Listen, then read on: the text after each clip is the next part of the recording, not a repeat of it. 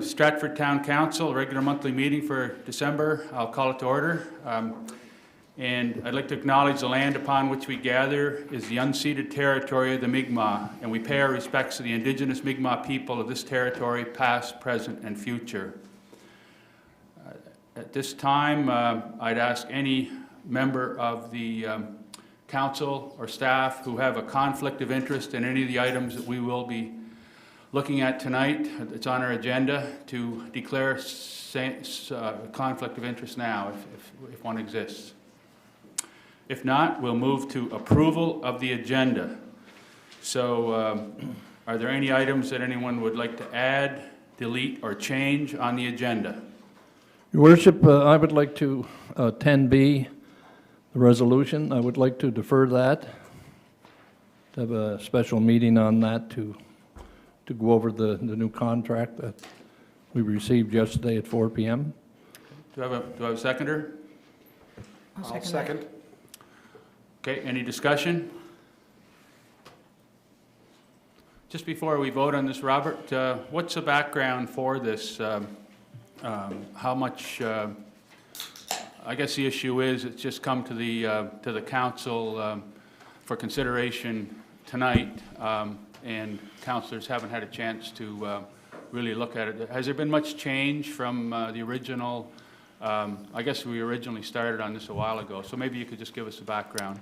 Yeah, I think at the October council meeting, October committee of the whole, the draft lease was presented, and the comments from that were passed back along to legal counsel. So the one that you have in your package, which was in the package on Friday, is the latest draft, except there were a couple of things yesterday that were brought to my attention, so I changed it and circulated it with a couple of changes yesterday. But it's essentially the same lease, except with the legal changes that we've been working with since October. And is there any urgency? Will there be any difficulty if we defer this item? Island Gymnastics Academy haven't received word on their funding yet, so it's hard to say. If they receive word tomorrow, it might cause an issue, but if they don't receive word for the next couple of weeks, it won't probably cause an issue for them.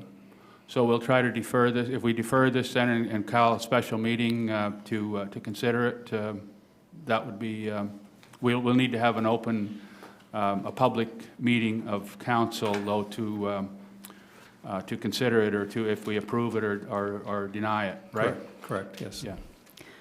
So that doesn't present any difficulty?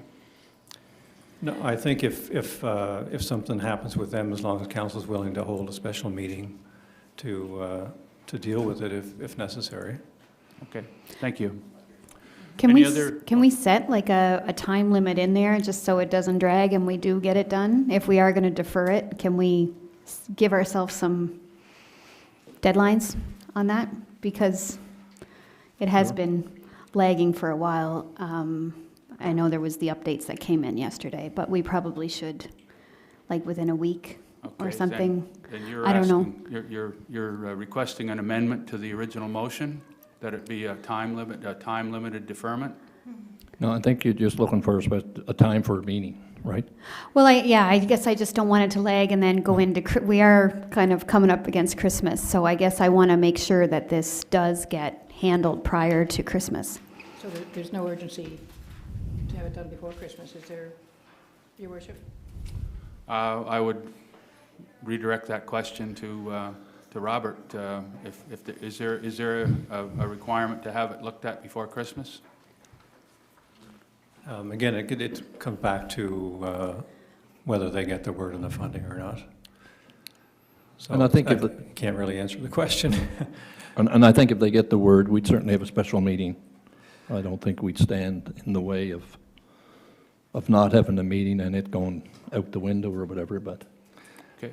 I would suggest that we schedule a special committee of the whole within the next week, and that way we can go through it in detail, answer your questions, make any changes, and that way if IGA does come forward and say they need it, and we have to call a special council meeting, we're ready for it.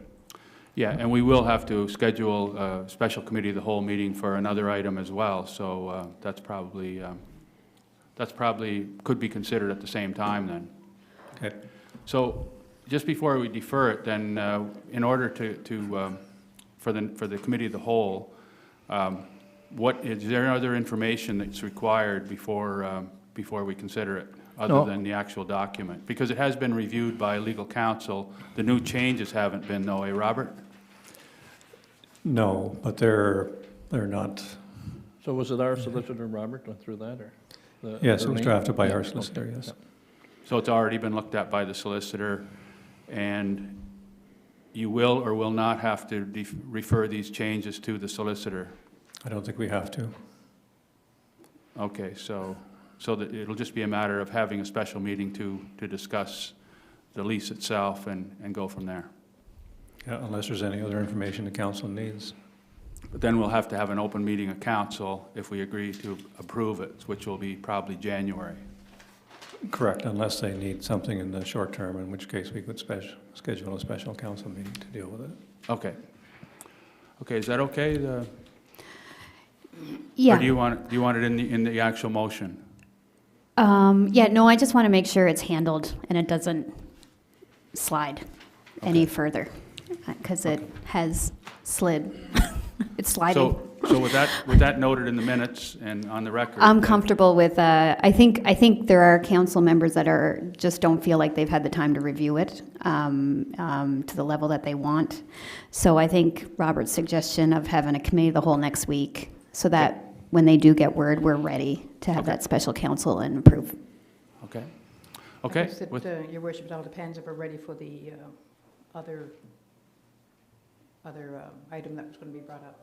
I beg your pardon? If we're going to be ready for the other item, or that's a special council, isn't it, We'll need a special council meeting for that. for the two items? Yeah. Yeah. Well, if we don't defer it till January, yeah.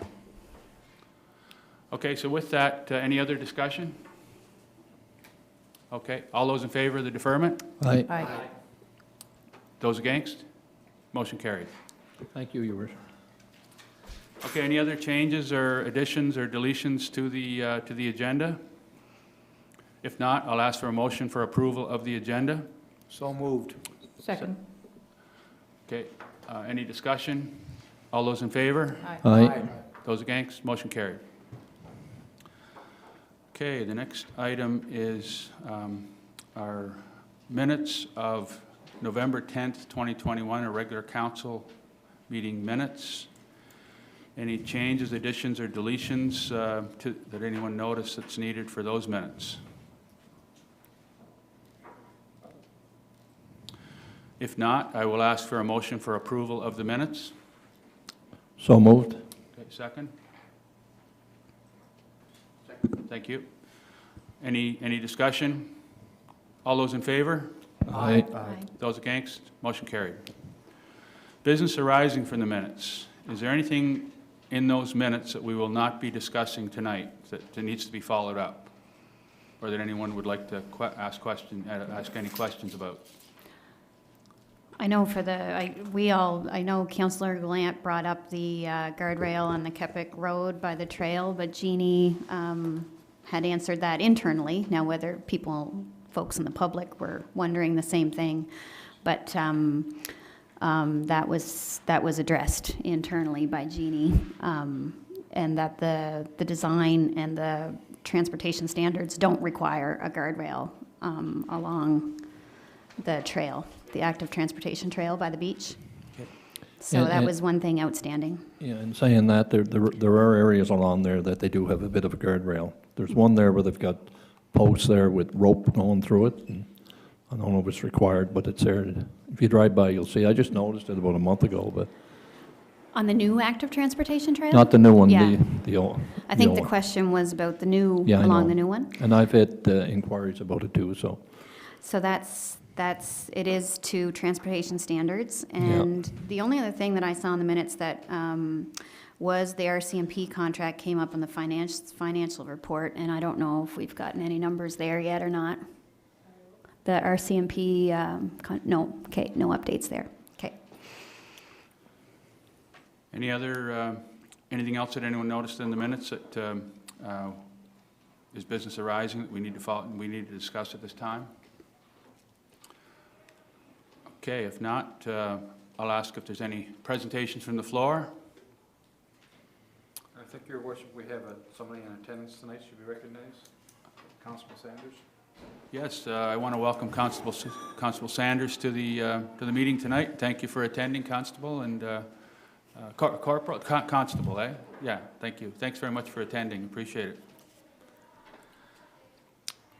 And the next report, next item on the agenda is my report. It's in your package. A couple of highlights. First of all, I would like to give a shout out to a big birthday coming up for a longtime resident of our town, great member of our community, Ken Mcdonald. So just want to wish him a very happy birthday. I believe it's on the 10th, so all the best to Ken. And I guess we'll be discussing a couple of the Community Campus Planning Committee met to discuss the new high school and the conceptual plan for placement of sports fields, recreation facilities, and the business park expansion.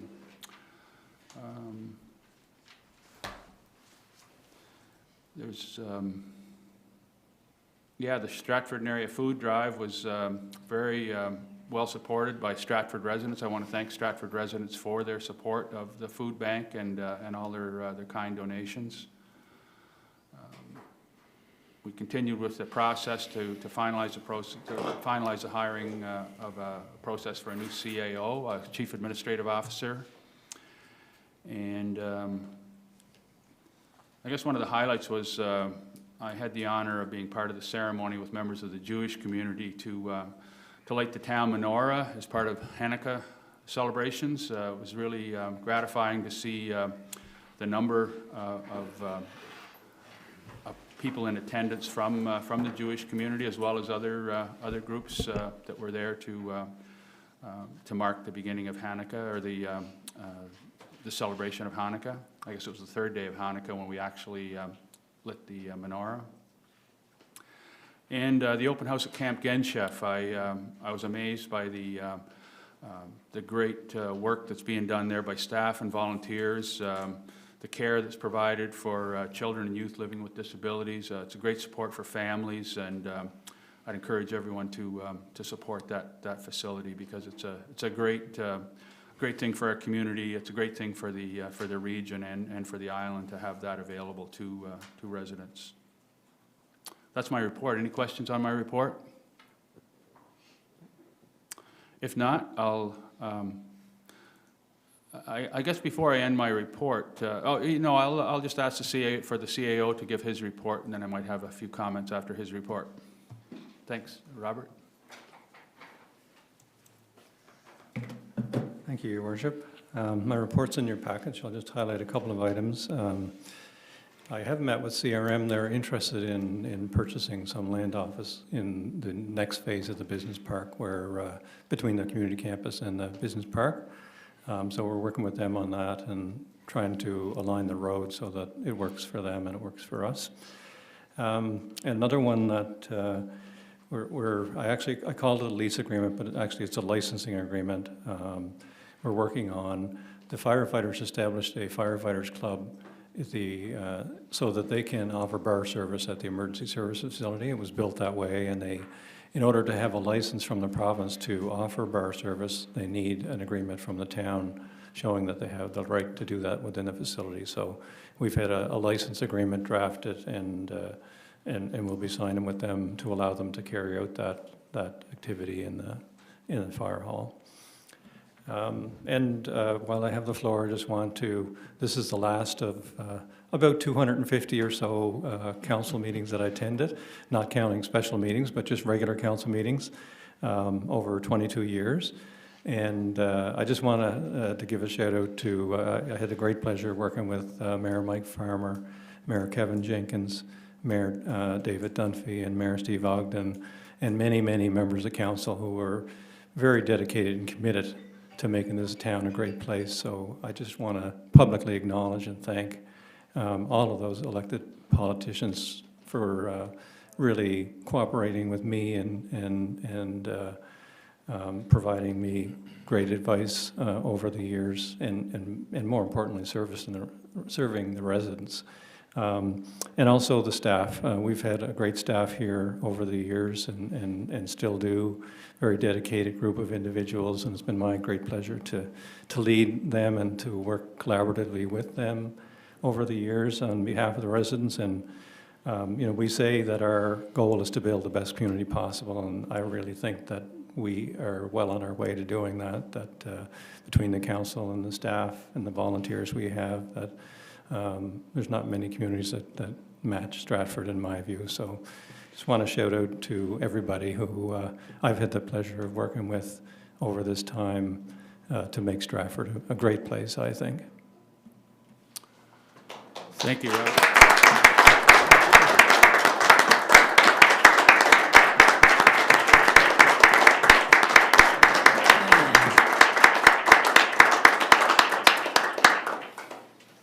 Happy to answer any questions on the report. Actually, I have one. Robert, you attended the workshop held in Dartmouth this past weekend. The question is not so much for you as it is for some council members who attended. Could they just briefly tell us what that was all about and what Stratford got out of it? If we get a spokesperson on that behalf, or you want to speak on that? It might be better if the councillors speak for themselves on how they saw that opportunity. I'm biased. I'll call Councillor Gail Mcdonald to. Thank you. I think it was a fantastic conference. It was an eye-opener for me, and several of the participants that were at the conference made mention that they were very pleased to see some councillor representation at the conference, because it is definitely a collaborative effort between elected officials and staff working towards these asset management plans.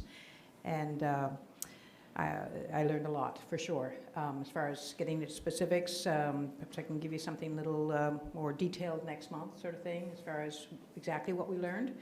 But I know that the staff here are working hard on it. We were able to see how far we've gotten with our asset management plan prior to going to the conference. So that I know we're doing well with it, and I think that's under Robert's leadership as well. Councillor Bland, I understand you were there? Yes, Councillor Smith, it was a great 3 days. Like I say, the room was surrounded by engineers and councillors and everything else, and it was probably my first conference. I didn't have to deal with policing. I'm used to being policing conferences. I sit down with some people there, engineers and councillors, so there's former mayors, and it was a great collaborative effort. They talked the main thing about climate change, some asset management, so on, and then even talked about there's a mayor they brought up as a subcommittee for asset management. Have the councillors, have the engineers from the town, form of people, some like our subcommittees contribute to the town, right? So, but it's looking after.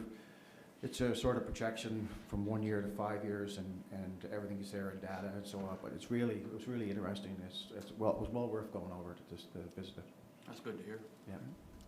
And Councillor Burbidge, do you think we could put off a program like this in the town of Stratford, have meetings like that in the town of Stratford?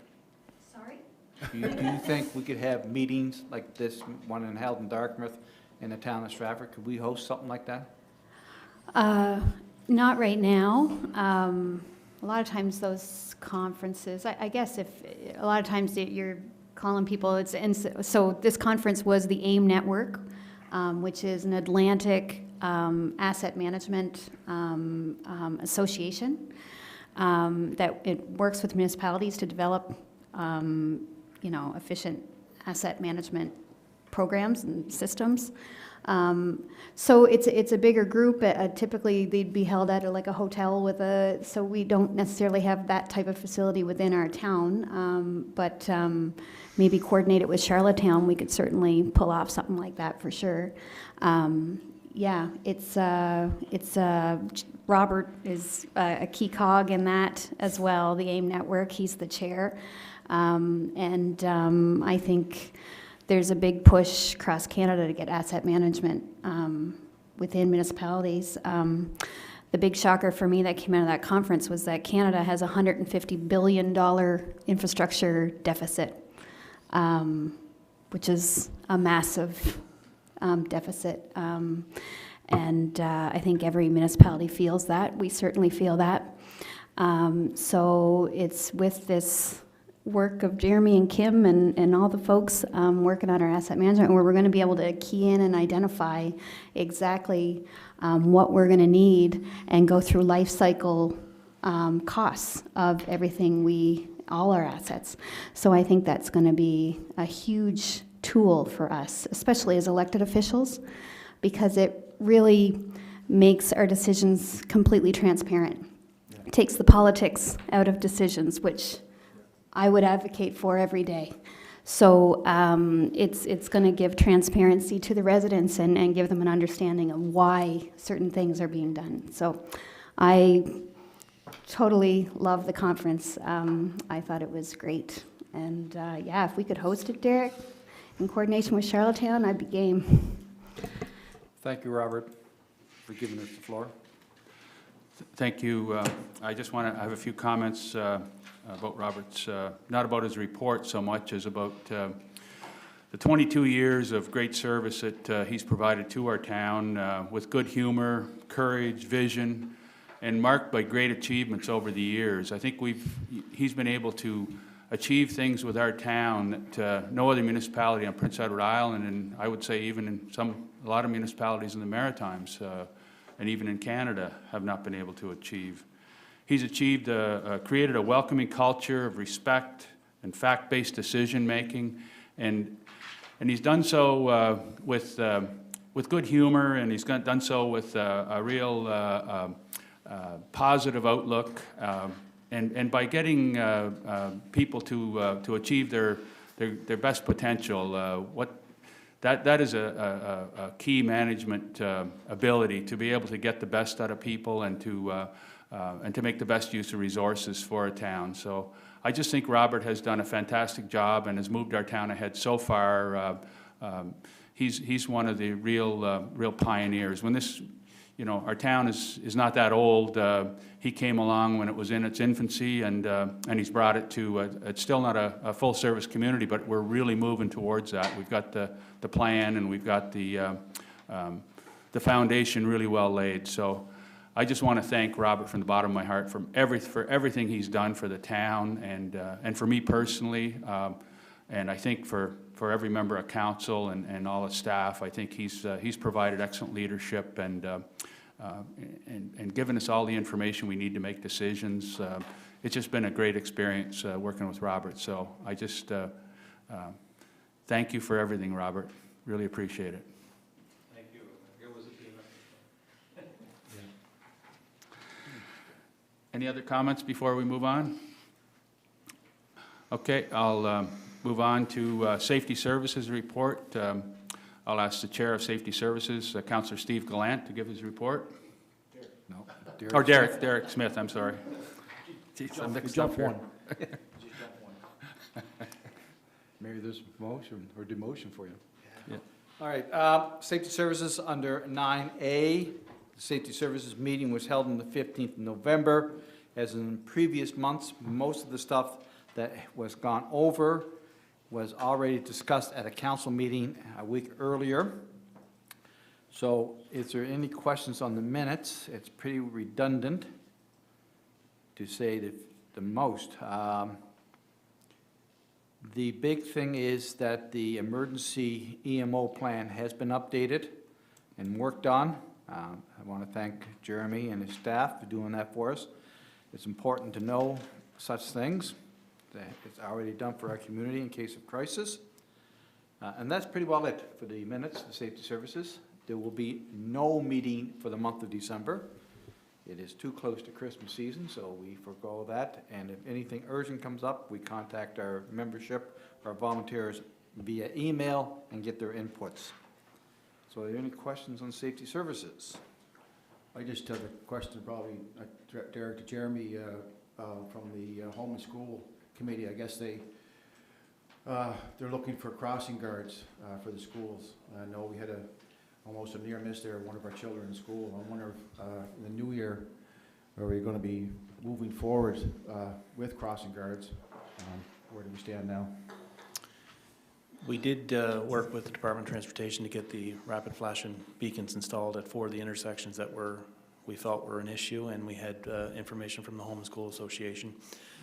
The other intersection that you're speaking about with Stratford and Kepik, it wasn't originally looked at when we were doing our analysis. We have sent a letter in to the Department of Transportation to request that they have a look at that intersection to see if there is something that can be done with it to make it safer. We do want to see, and we did have a discussion about this at Safety Services, we want to see how the rapid flashing beacons work out for a period of time before we do make a decision to look at other measures. So far, we're hearing good things about them. With regard to that other intersection, there has been issues with that intersection for quite some time, over a numerous amount of years. So we're hoping to hear back from the Department of Transportation with what they plan to do with that intersection, whether there's some interim things that they can do to make it safer, or whether or not they're going to you know, look at analyzing the intersection and perhaps realign it at some time. But I think those are the steps that we're taking at this time.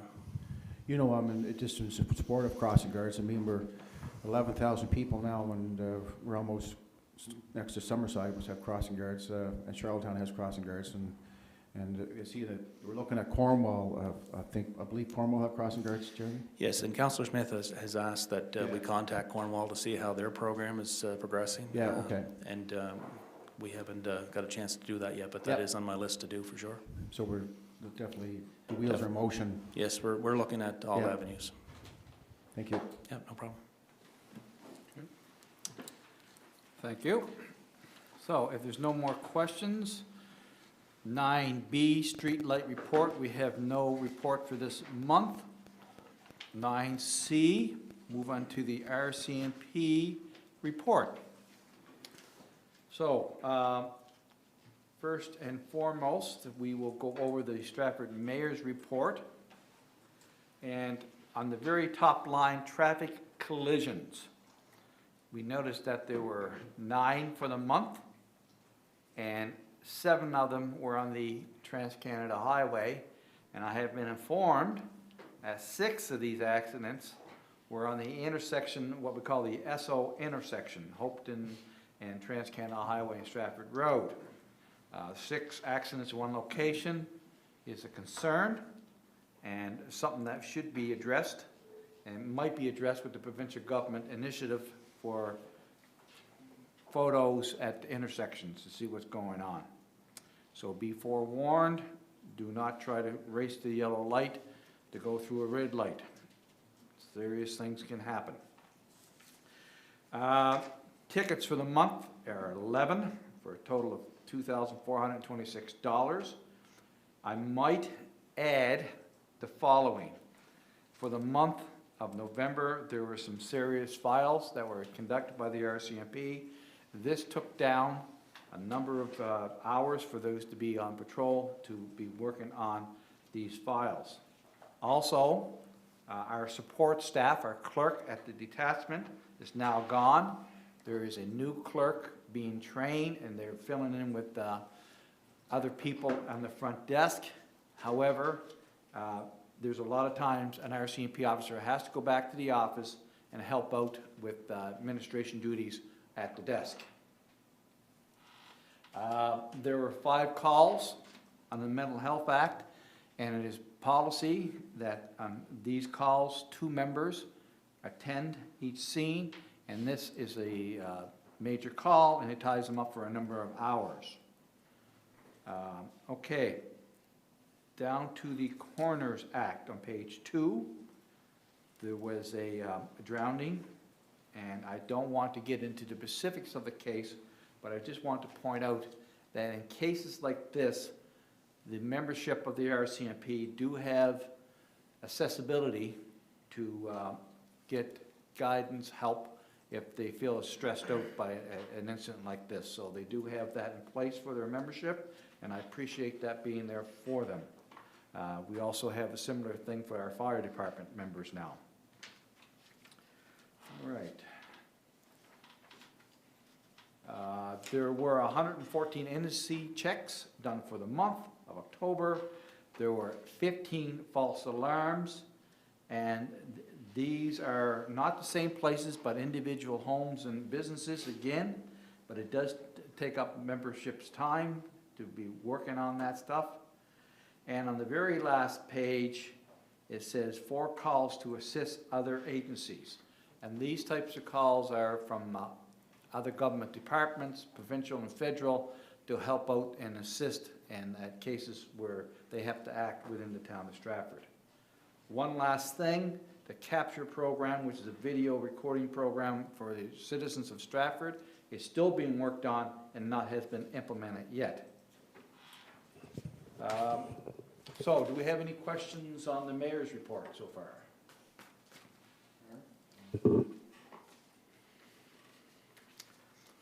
Okay, Which, we'll go on. just report on, maybe the officer can answer it. The mental health, I know it's great to see the traffic section and the collaborative approach, and the men and women are working in the streets and traffic section performing. The mental health part of it, is there a unit with the government, is there a unit taking you, stepping up for this? So there is the mobile mental health unit Yeah. that has been implemented. It's still new and in the working process, but for the most part, we're still getting called. And even if they call the 1-800 number, we still as of my experience right now is we're still, as the police are attending. Yeah. I don't see that going away fully. Yeah.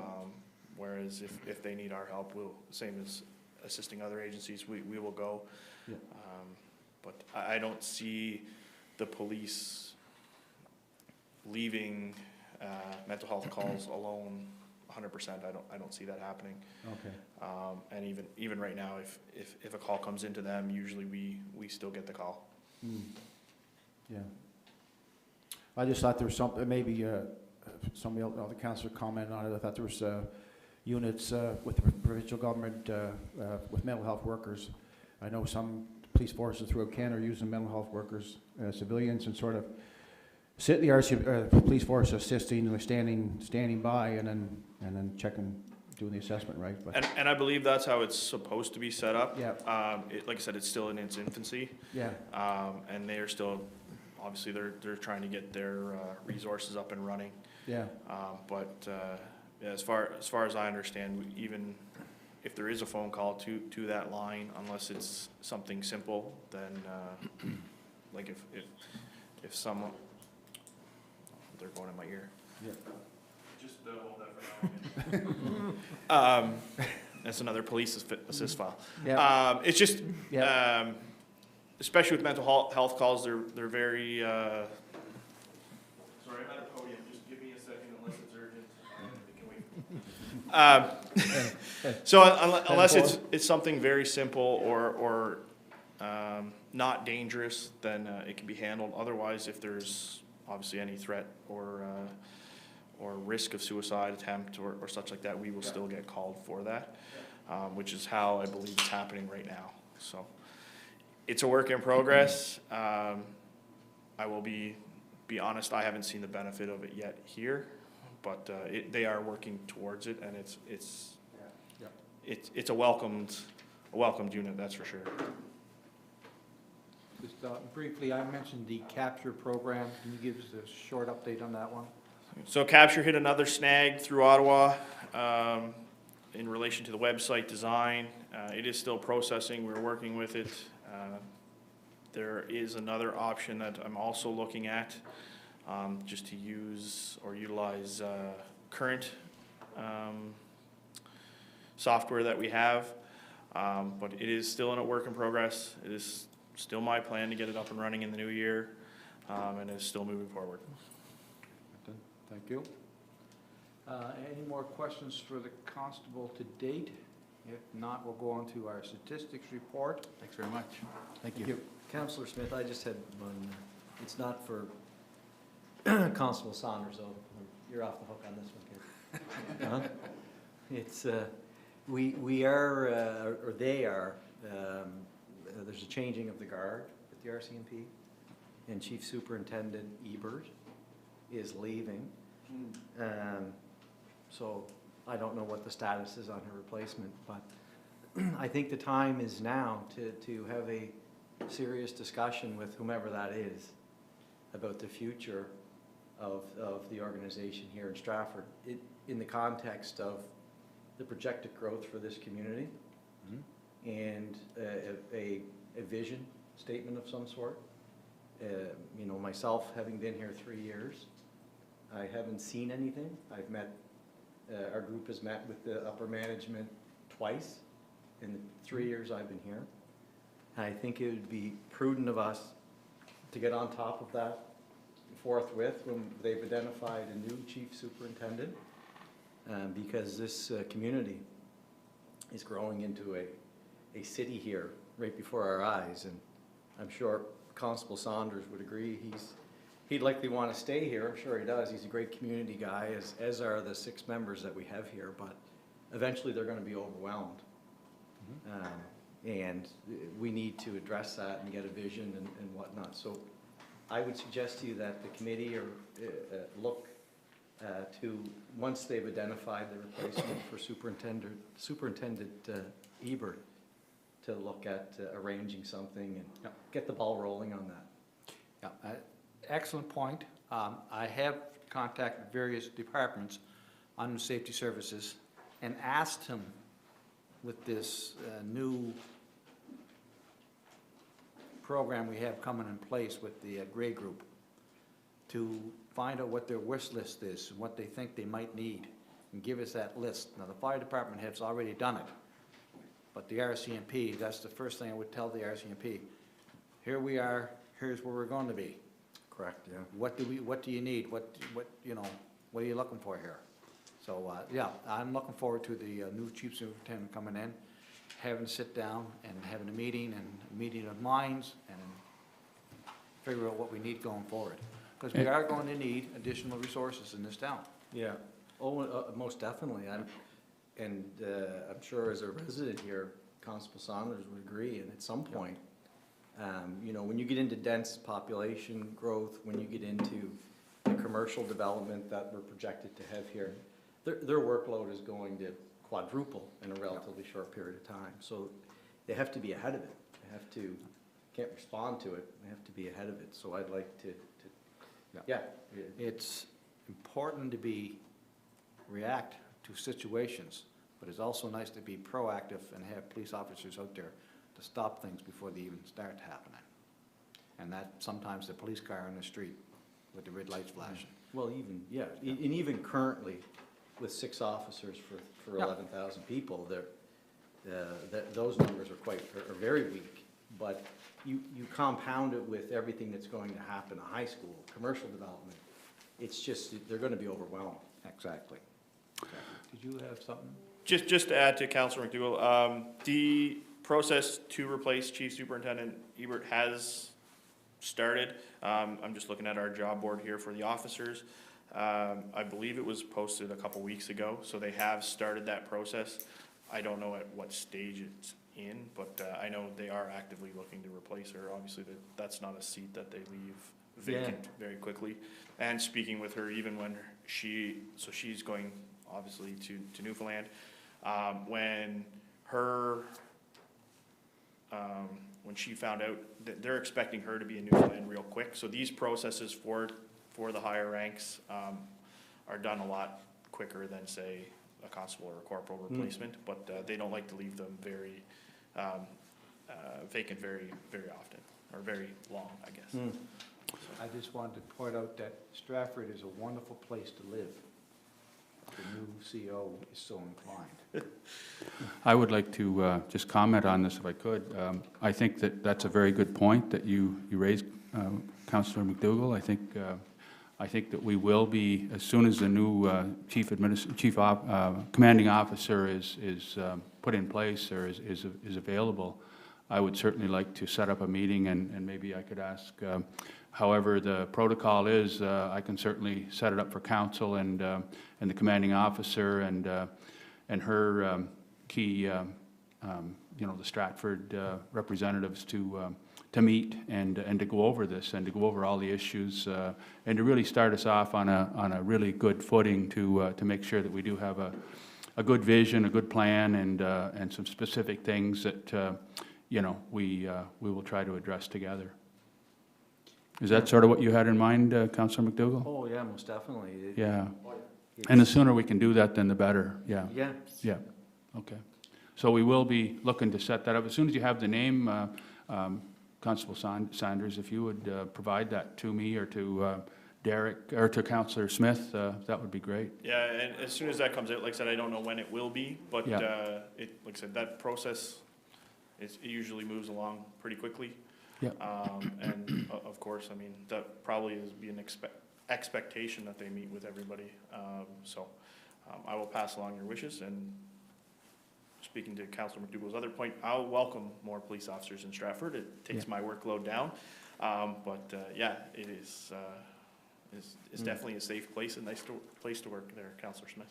It's gonna get busier though, with where it's going, with the, when you introduce the urban center that they're prepared to introduce to Stratford, it's that densely populated growth, the commercial development, all of that is just gonna Well, propel your right guys' now, workload. between Monday to Friday, 8 to 4, or 9 to 5, we're a residential community at the moment. Yeah, So between 8 and 4, people are working, they usually leave Stratford to go to work into Charlottetown or Summerside or Montague, Yeah. wherever. But if we have businesses here, you're gonna have, yeah, your population is going to actually increase during those hours rather than decrease.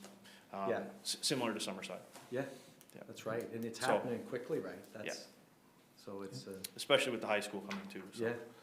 Yeah. So you six are, I mean, you guys do a great job, you have 6 great members, and you're all community people, you're all living here, and I'm sure you want to stay here, I don't blame you if you do, but. I have no plan to leave, so, Yeah, and if I did, my wife would have we don't something want to you to say. go either. My kids, yeah. We don't want any of you's gone.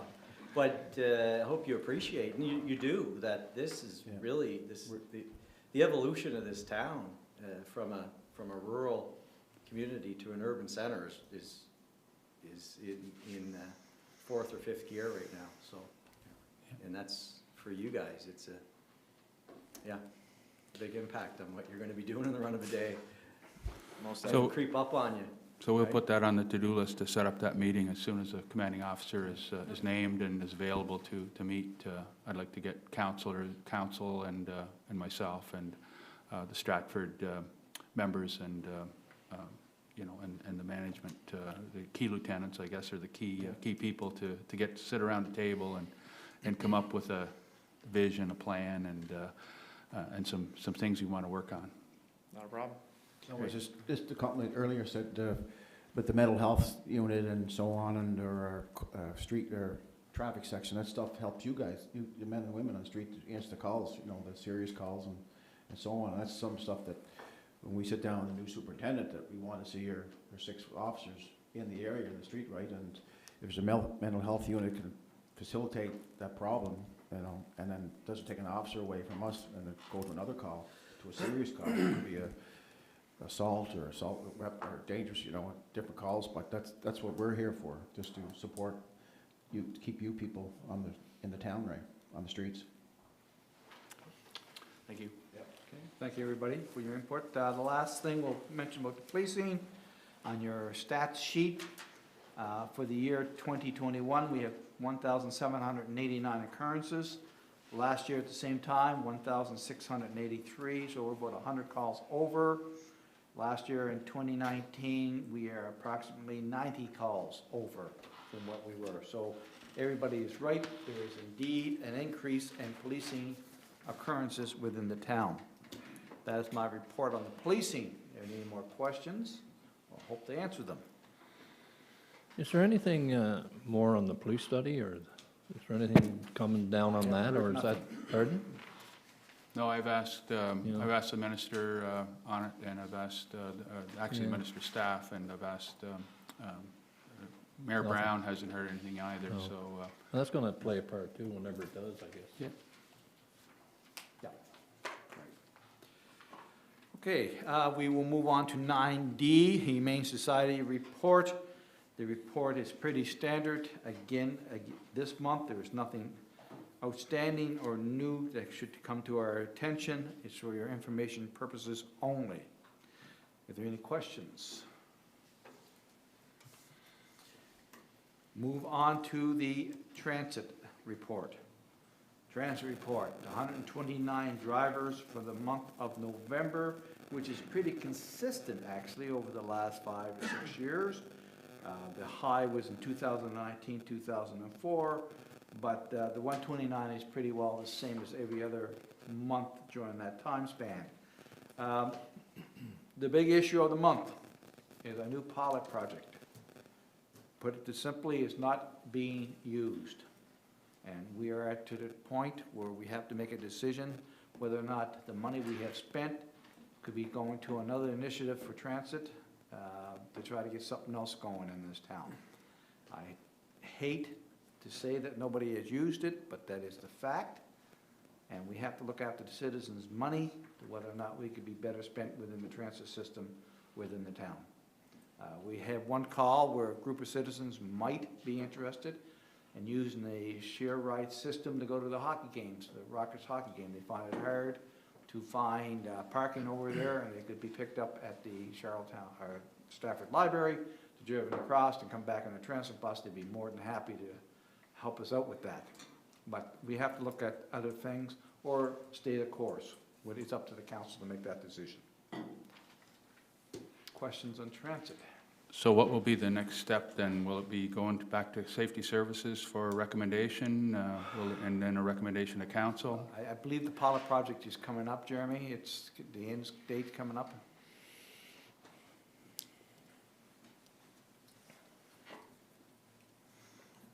Yes, it's coming to an end here very shortly, and I had to have some discussions with the transit provider. They did make a call to me, and they want to discuss what the next steps are. There may be some money that's coming back to us because they obviously haven't used all of the resources to do the pilot program because there was no uptake. They had to set up the app, and they had to pay Carrie, the rideshare company, but there may be some money available there. We are trying to get in to see the province to discuss the rural transit initiative and whether or not there could be some spin-off from that to go through certain areas in Ward 3. We haven't had any success getting in there yet. There was one meeting that was set up, but the people involved weren't able to go at that time, so we're looking to set up another meeting, and we're waiting to hear back. It's getting closer in the Christmas season, though, so it'll probably be the new year before we do that. It's a little disappointing that we didn't have any ridership, but maybe if there is a transit bus that's pulling through the areas, it might be a different situation, but we have to look at a cost-effective way to do that. So further to come on that. We must remember the people who are using the transit system are very dedicated people, and they should be looked after. And there is an answer to the question, how do we expand to get the bus used more? But we just haven't found that on yet. Yeah, one good thing is you can see from the numbers that our numbers are increasing every month, so we're starting to return, closer to what we were back in 2019, but we're not there yet, but numbers are starting to creep up. But we do have a major employer in Charlottetown that a lot of people are still working from home that probably is affecting the numbers. So there's lots of discussion on transit that are coming up, and we're looking at electrification of the system. And I just got back from Quebec on a trade mission that was put on by the Ministry of Quebec regarding transit buses, and they have a very aggressive program in place there. They plan to have all of their bus system electrified by 2025. So, the tours that they brought us on and showed us all the technology that's out there for electrification. And not only transit buses, but bicycles, vehicles, charging stations, technology that's out there to help with electricity charging. So it was very informative and a really good tour, and it was put on by the Ministry of Quebec that invited myself and a representative from Charlottetown. So I think there's a lot of exciting things to come in transit, but it's just to get that ridership back where it is and hopefully provide something for Ward 3 at the same time. We could look at the electric bikes and a rebate system, because the electric bike seems to be catching on, and people could use them to go across that new pathway, across the bridge, that might help us out. However, there's many ideas out there. They have to be discussed, examined, and spoken about. Yeah, the other system we're looking into is the electric bike assist program, where you have them as a rental program that could be done with ourselves and the city of Charlottetown, especially with the new active transportation connection between the two communities. We're looking into that now, and we may have something to come to council for this budget to look at a ride, a bicycle ride sharing program where you rent the bike and you can take it to a charging station in Charlottetown or vice versa back to Stratford. And I think it would be a good collaboration for us to look into. And we both tried the bikes out when we were there, myself and Ramona from the city of Charlottetown. And they're really neat how they work. So I think it would be something that people would use. On the trail system now, it's about 10% are electric bikes, and the seniors are using them. So- Yeah, and the regulations are all in place now for them to be used on our trails, and we're upgrading all the time. So I think it's something that definitely we need to look into. Okay, thank you. Any more questions on transit? With Ward 3 there, I take you're disappointed. I mean, you just, it's a service that we provide as councillors as town, and have the opportunity for Ward 3 residents to obtain that service. At the same time, the way Ward 3 is developing with the sports campus, island gymnastics and so on, the high school, subdivisions, Duffy Road, subdivisions, Mason Road, different things in the grade group coming across, so it's, I'm just going to be patient myself, hopefully, and hopefully the ridership increases that way. So I mean, we won't be able to give our residents that opportunity, and then our high school students or university students, people still use it, right? I would like to see it come up with another plan, perhaps, to see what we can do there that's cost effective. But when you look at the whole town here, you got about 40 riders a day for all of Stratford, roughly. So when you look at that, It says 129. yeah, that's for the month. No, that's not. That's per day. It's 129 a day. Yeah. I don't know if that's right, is it? It's 129 a day, okay. I was looking at that as the month, 129 a month. No, all day. Okay. Says November, 129. It's the average, the daily. Okay. Yeah, it would be terribly low for the month. I Yep. think 129 per day. I think we should perhaps have the number for the month. Total trips. Yeah, Huh? I think they give us that. I think it's like 4,000 or A something month? like that. I don't know, like, Right. I remember seeing it. Yeah. There is a number that's provided. They provide quite a detailed report, don't they, Councillor I- Smith? Yes, as a matter of fact, sometimes the reports are too detailed. Yeah. Going into the Yeah. complaints and accidents and. Could I ask then maybe that the results of the pilot be evaluated by the committee and looked at maybe other options or between staff I think and? the other options would be better because 0% ridership. Yeah, I guess the issue that I would have is I wonder why it didn't work. Is it because of the pandemic? Is it because people are working from home? Or is it because the demand isn't there? Obviously, if the demand were there, I would think it would be used. There has But to be, there has to be. For some one reason, the incident demand is not that there. happens for us. The So- answer is there, we just haven't found it Yeah. yet. Would Well, a that's why would I a said daily we run, can't give for up. example, be something that would be useful? Just one in the morning and one in the evening or something like that, like Yeah.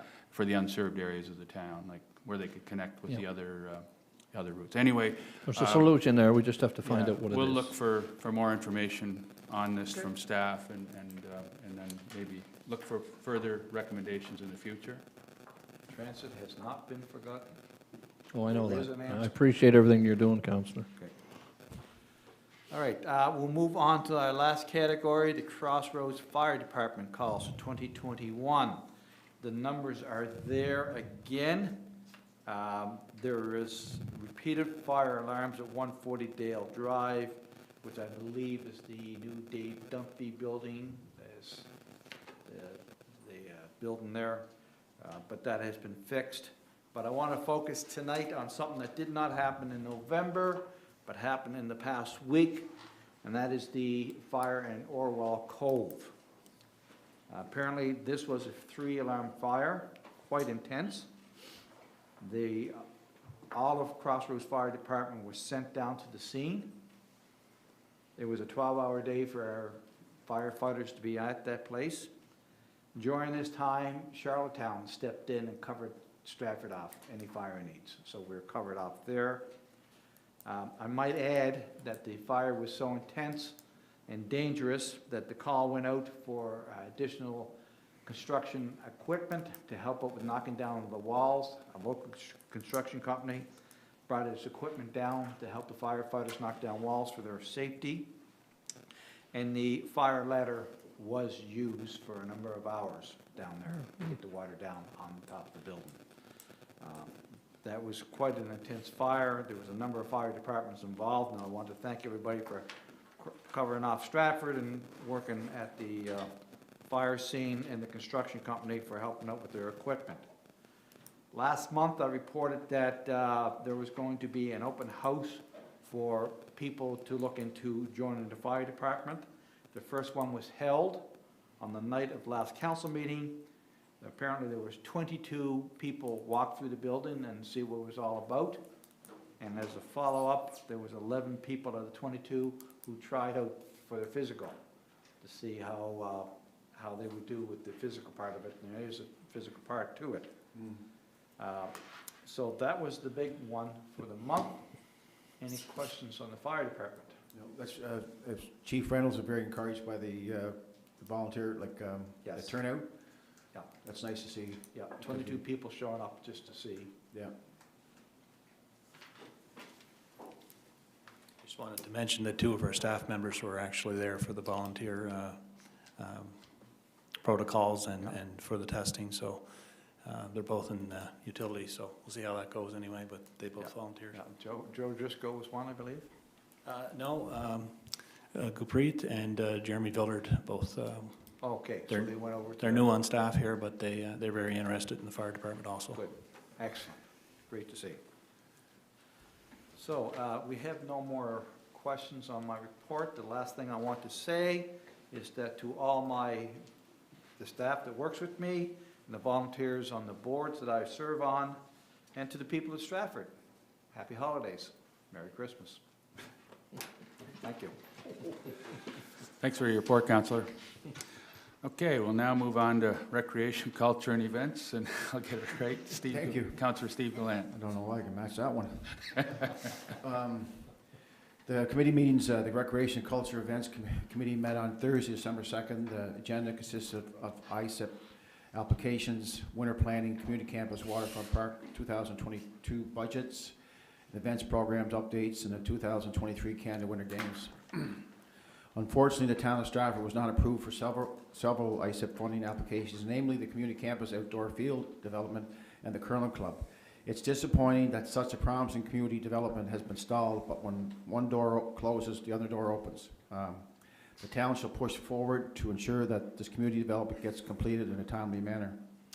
The Arts and Culture Subcommittee will be meeting this Thursday, December 9th at 5 p.m. online with Zoom. While the Fall Art program has been offered online via Zoom, the intent for the winter 2022 art program is to be a variety of in-person and online classes. There's optimism that in-person programs can once again be considered the norm. Persons registered for in-person classes shall be responsible to provide their Vax Pass and a government-issued photo ID for safety attending the in-person classes. The events, we just had a Christmas in the park. It was a wet, damp night on Thursday, December 2nd. The park has been beautifully decorated with lights for the holiday season, and Santa visits our 200 Stratford children who show up at night, and parents, giving them their first glimpse of him this winter. The Crossroads Fire Department, the Rcmp, ensured their safety delivery to and from Cotton Park, and everything went over well that night. And the weather was very positive, and with the help of staff and Jeremy and Tanya and Rachel, it was just nice to see. And I had some volunteers from the events committee, and Adrian and Debbie, and of course Ken Wakeland donated his time from the recreation committee. It was nice to see that our volunteers stepping up for that event, and the weather was terrible. It was a terrible night, wet. Draghi. The second annual Santa Motorcade will be held this Friday, December 10th, 2021, from 6 p.m. to 8 p.m. Again, Santa will travel in style thanks to the Crossroads Fire Department, Stratford Rcmp, and Island EMS. Santa has an extensive route through Stratford this year to ensure all children get to see this big guy. Santa will have a mic and a Christmas music for the motorcade thanks to Richie Bulger. Christmas in the Park and Santa Motorcade have been promoted with a flyer to the schools, library chances and town center, the town's web page, digital signboard, and social media.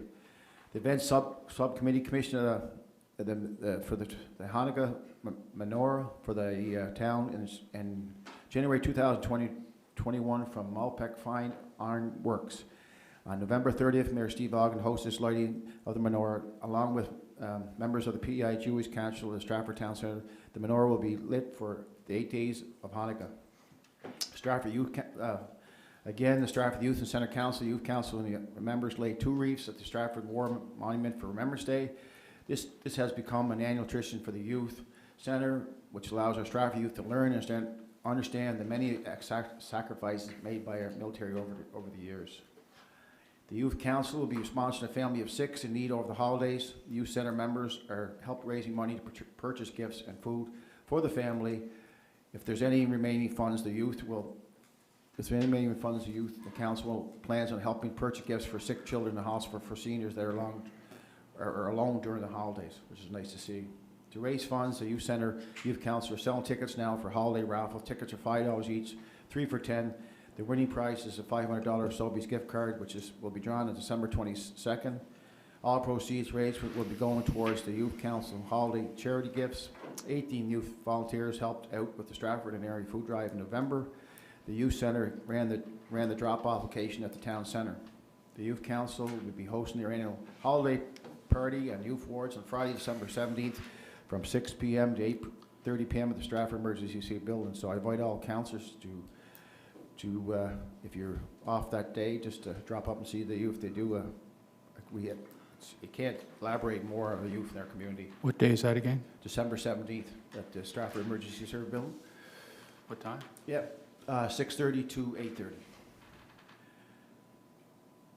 The recreation programs, the winter recreation program is open for registration on Monday, December 13th for Stratford residents and Wednesday, December 15th for non-Stratford residents. The gymnasium continues to operate at full capacity with programs 6:30 a.m. closing daily. The program demands continue to decrease, yet the town aims to provide flexibility in the weekly schedule to offer open gym times. The town looks forward to some new programs starting in January. The town will offer pickleball, volleyball, badminton, basketball programs starting in January 2022, along with hosting private groups of ball hockey, baseball, and softball.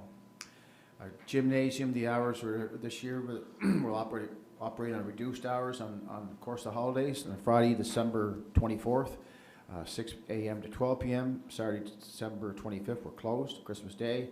Sunday, December Boxing Day, we're open from 8 to 5. And on the 31st, New Year's Eve, we're open from 8 to 5, 8 a.m. in the morning, 5 p.m. at night. And on Saturday, January 1st, we're open New Year's Day from 12 o'clock to 5. And that's the end of my report, Your Worship.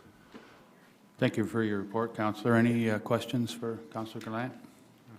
In regards to the EMS building, I understand that those rooms are being rented out on a regular basis, that there's a lot of people using those buildings. I think Rachel Arsenal's in charge of the booking, and she's saying they're extremely busy there. Yes. And, it's great to see the seniors college is there, and Yep. Department of Highways is there and stuff like that, so kudos. It's good to see the building being used. I was truly disappointed in the ISA fund, and we're, well, I can't be disappointed, but like I say, one door closed, another one open. As a chair of recreation, I'm supplement our recreation fields. I know we're maxed out come the spring, April, May, June, July. Our kids, and same as our minor hockey with Mcdonald. Like we said earlier, we're growing, and I realize that, but all we can do is just reach out and try to do the best. I know the staff, Jeremy, led by Jeremy, and everybody else, and especially the CEOs and Robert and Jeremy, and we're just, you know, it's building up, and I hear it from, I talk to people in the community, and it's great to see, and we just got to hopefully continue on and hopefully fill those holes, right? For our kids and recreation, it's bottom line is recreation. It's great for mental health. It's a win-win-win, and their kids and playing sports and people that can't play sports, we're going to make it affordable that they can play sports because it's a win-win-win situation. I'm going to just offer some commentary, and then I got a question, I guess, as well. But in the theme of the growth of this community, when you live in an urban center, it's evolving into an urban center, but it essentially, in the context of PEI, it is already. But there's expectations that you have when you pay higher taxes and whatnot when you live in a community. And it's access to sporting facilities and whatnot, which we don't have here currently.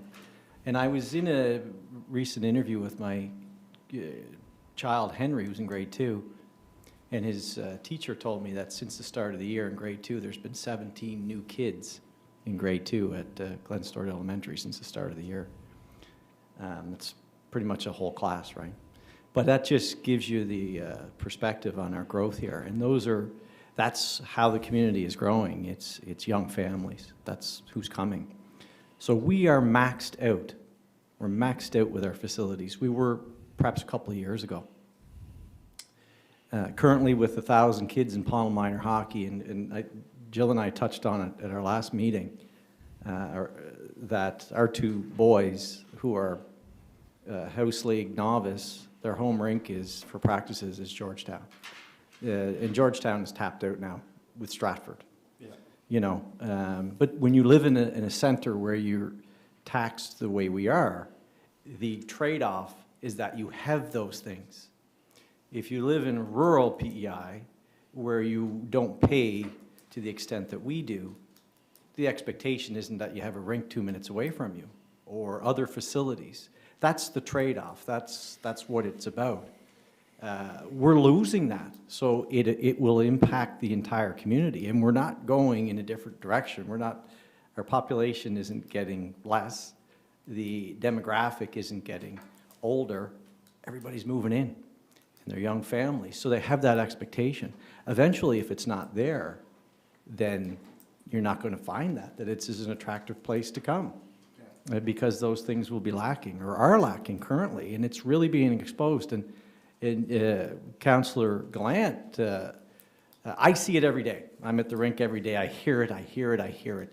And there's more urgency and frustration in people's voices now. It's what are you doing? What are you doing? What are you doing? And I get it constantly. And you brought it up to me that you were at the early bird tournament. You went to watch my daughters play. And so Councillor Gallant's not around the rinks anymore like he once was, and others here that used to be quite a bit. You're not anymore, so you're not getting it per se like I am. But you commented to me that was the one thing he got when he was there that day. People who recognized him as being a councillor who were at the rink in Charlottetown, Stratford residents. And you even commented, Councillor Gallant, that there was people that weren't Stratford residents that were commenting to you, which I get as well. Using terms like, it's crazy that you don't have another facility over there. It's crazy. Like, that's what I get. Yeah. And, with 1,000 kids in minor hockey, primarily from Stratford, and the registration numbers for the whole island at 5,500, and for the whole island. And there's less kids in Kings County registered for minor hockey than there is in Pownell, and they have 6 rinks in Kings County. So it is urgent. It is in the new year, now that the year is ending.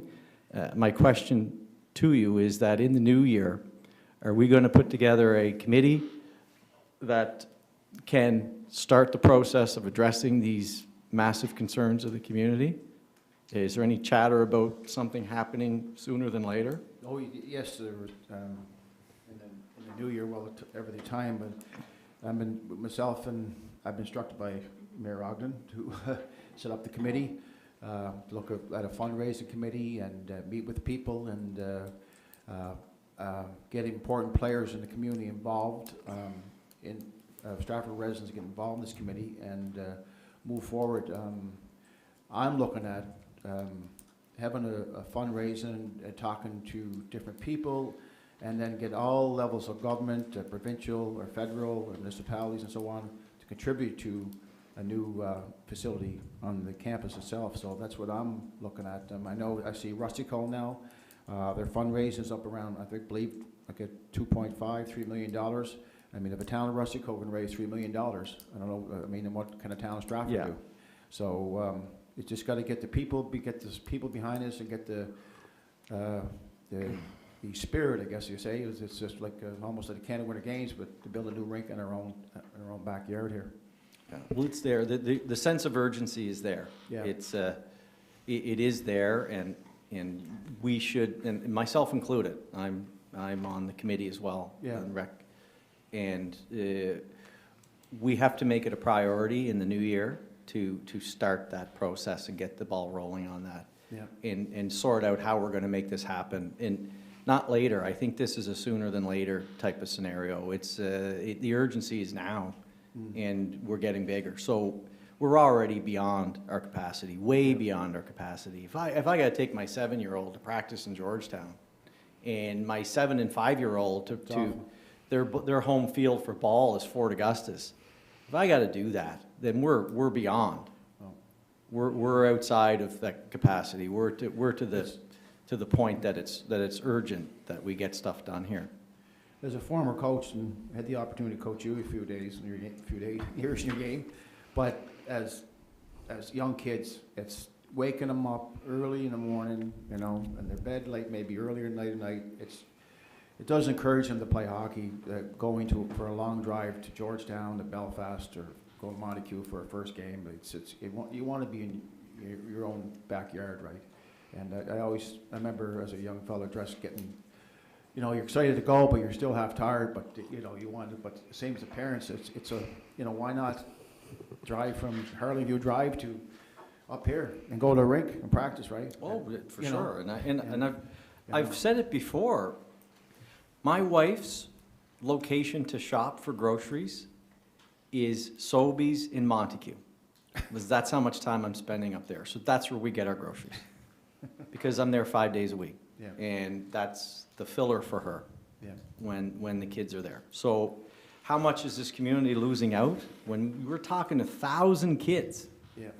that's each with a set of parents and a set of grandparents, and you know, the number could be 4,000 people in a community of 11,000 that are impacted directly Yeah.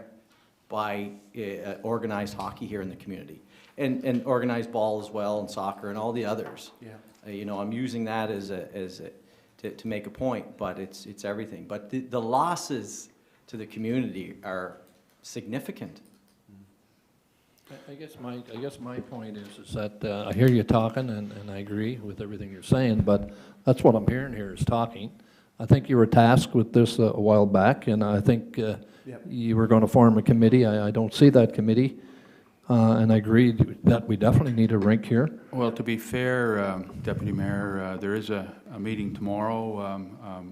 We're getting a presentation by a I realize group that, yeah. to talk about fundraising, and I think both these individuals have been really active and advocating for an arena. Obviously, Oh, yeah. you know, But I guess we need action. We can talk till the cows come home, but we got to get our wheels in motion. Let's get people at the table, and let's get moving on it. And I'd be a part of that, but I guess we got to stop talking. I know we have a virtual meeting tomorrow, Zoom meeting, but and I'm all for that, and I'll be attending that. But we got to get moving on it. Get the committee together, and let's whatever we got to do, let's do it. You know. And going back, and the great job Robert did. Yeah. And council itself obtaining that land Yeah. for this rink. Yeah. I mean, we obtained Well, 170 acres of land. We have that in place. And this is the big, you know, that's the positive things, and they're just got to take that positivity Yeah. and run with it, right? Yeah. Yeah, we got the land. We just got to get something on it. Yeah. we have to. That was the first. That's the first step, and that's Yeah. what people know now. Yeah. Okay, you got that. So Yeah. that has just happened. Yeah. Recently. You know, Councillor Gallant does a lot of work, I know. in this space, and a Yeah. lot of work in the recreation space in general. He does a lot, as I know. does the director, Jeremy Pierce. So Yeah.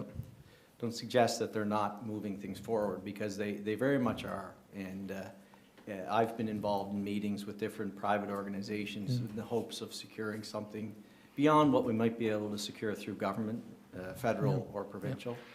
But they are actively addressing, or attempting to address the concerns and move everything forward. It's good to hear that. And you're right, now is the time Yeah. to Enough talk, to let's strike get a- some action. And the point being is there has been, for sure. Yeah. And, but yes, an organized committee with the intent of specifically moving these things in a certain direction is yeah, it should happen Sure. forthwith, for sure. Exactly. And we all have to be on board as a Yes. group. Yeah. And I believe we are. So it starts in this room too, with us. We all have to be on the same page in moving these things forward. So, I look forward to you, Councillor Clow, when we make these tough decisions to have your support, You have it. okay? So I that's think that's a challenge for our council, is to find a way to make this happen Yeah. and really help our funding partners really recognize the importance of investment in Stratford. We have the potential here to be an economic engine for the province, for the region. We really just need that investment for a short period of time to get the recreational infrastructure as well as other infrastructure in place, so that people will continue to come here, and it'll continue to be an attractive full-service community. I just want to point out that your topic is well-versed, but you keep on mentioning the word hockey. Don't forget ringette and figure skating. They're out there. They want ice time. Yeah, it's a good point, Councillor Smith, it is. And when I refer to hockey, I'm usually referring to my experiences, but you're right. There's hundreds of ringette players from this community who, included in that are 5 of my nieces. And they're traveling to Crapo, Borden, but you're right. Yeah. I don't want to ignore those groups either. And again, it's displaying the need, and you're right. I can say, as Chair of Recreation and putting this committee together, that there's going to be ringette representation, girls hockey and figure skating, all those representatives are going to be on that committee. Everybody's going to be included. Good. Just one more thing on if the arena conversation is coming to a close. I just wanted to bring attention to, because we are in recreation, and there is, Derek and I were at a launch for the PEI Alliance for Mental Wellbeing is launched, and there's $10 million in grants available, and it's all, these guys want to go to communities, they want to partner, they want to work with you, and there's a significant investment there into communities that we should be aware of, and perhaps coming up with some ideas. I'm putting it out here now only because it just came to me, but also being as this is a public meeting, residents could come with ideas to us. There's probably lots of ideas sitting with residents out there. So look up the PEI Alliance for Mental Wellbeing. A local, John Herald, is the advisory chair on this. He is a Stratford resident. But lots of, I think they're giving out $2 million a year for the next 5 years. So significant investment into well-being in communities. So I just thought I'd bring that up under recreation. Thank you.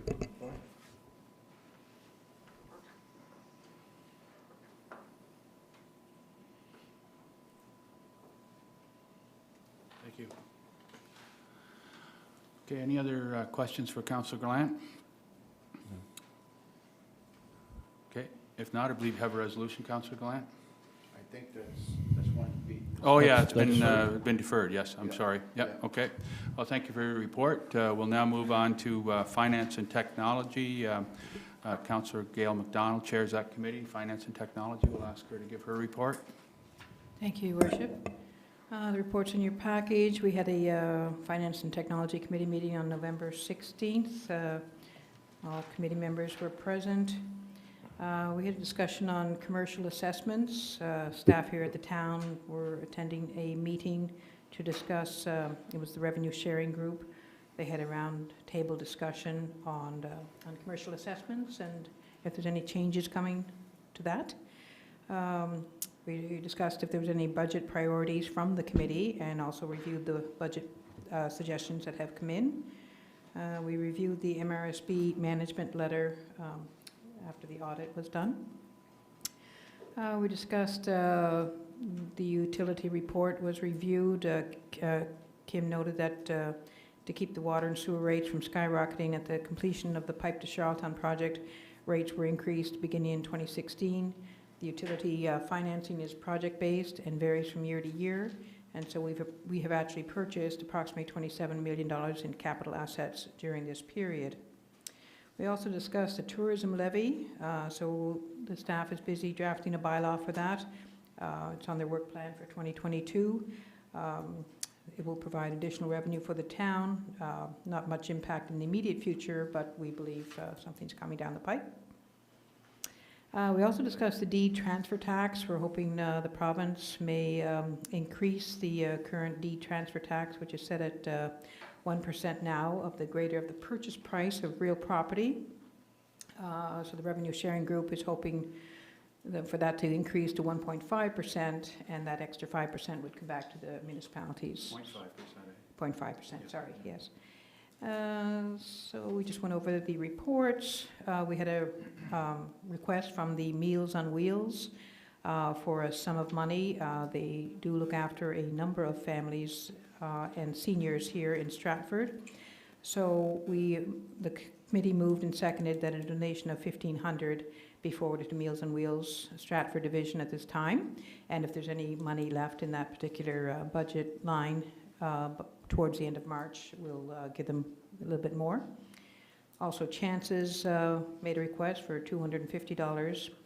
The monies are going to be going to a family located in Stratford, so that was approved.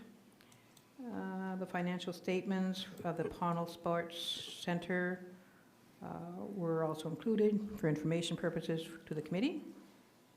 Our meeting was scheduled in December for December 21st, but not wanting to be a Grinch, we decided to move it up to December 14th, so we'll be having our finance meeting next week.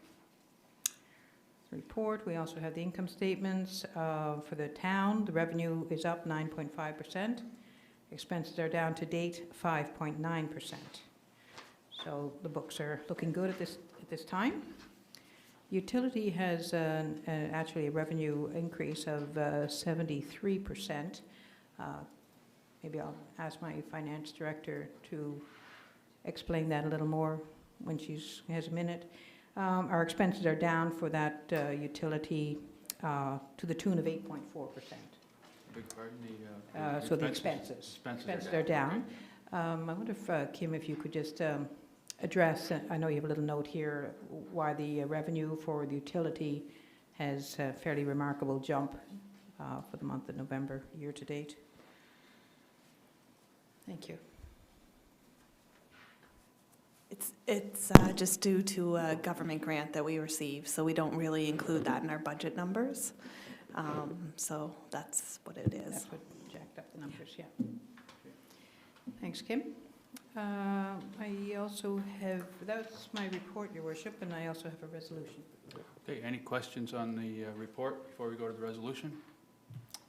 Please proceed. Thank you. Resolution number FT014-2021, Fees Bylaw. Bylaw number 39, Revised Schedule A for Electric Vehicle Charging Stations.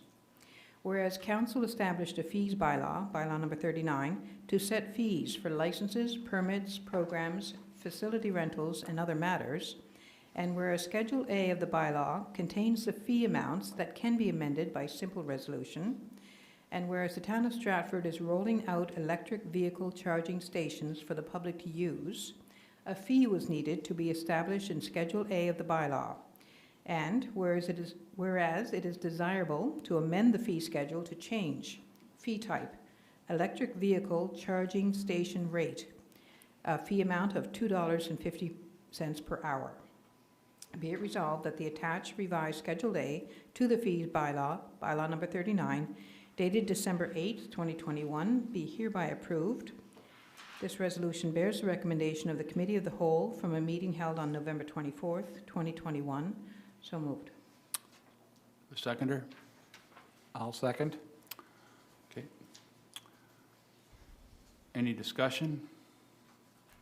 I noticed that the minimum charge box is blank. Is that So they've decided to settle on the $2.50 per hour. I believe we checked with the neighboring communities, and that was kind of the going rate. So, but the minimum charge, is yeah, there? that's kind of a block. I'm not sure why that's in there, actually. It's just been left blank. Okay. Finance Director will address that.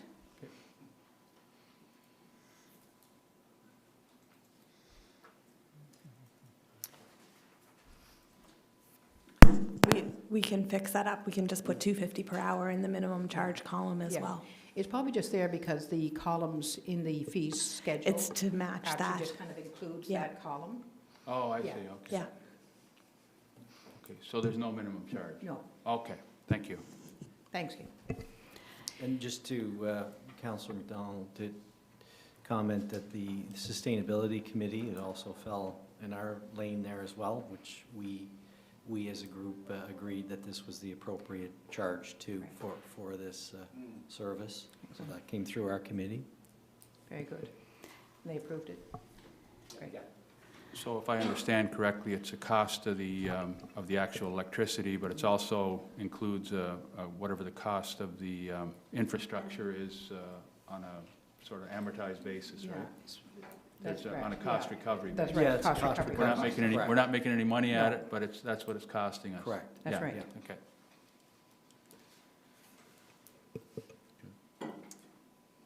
Okay, any other discussion? Not, we'll call for the vote. All those in favor? Aye. Contrary minded? Motion carried.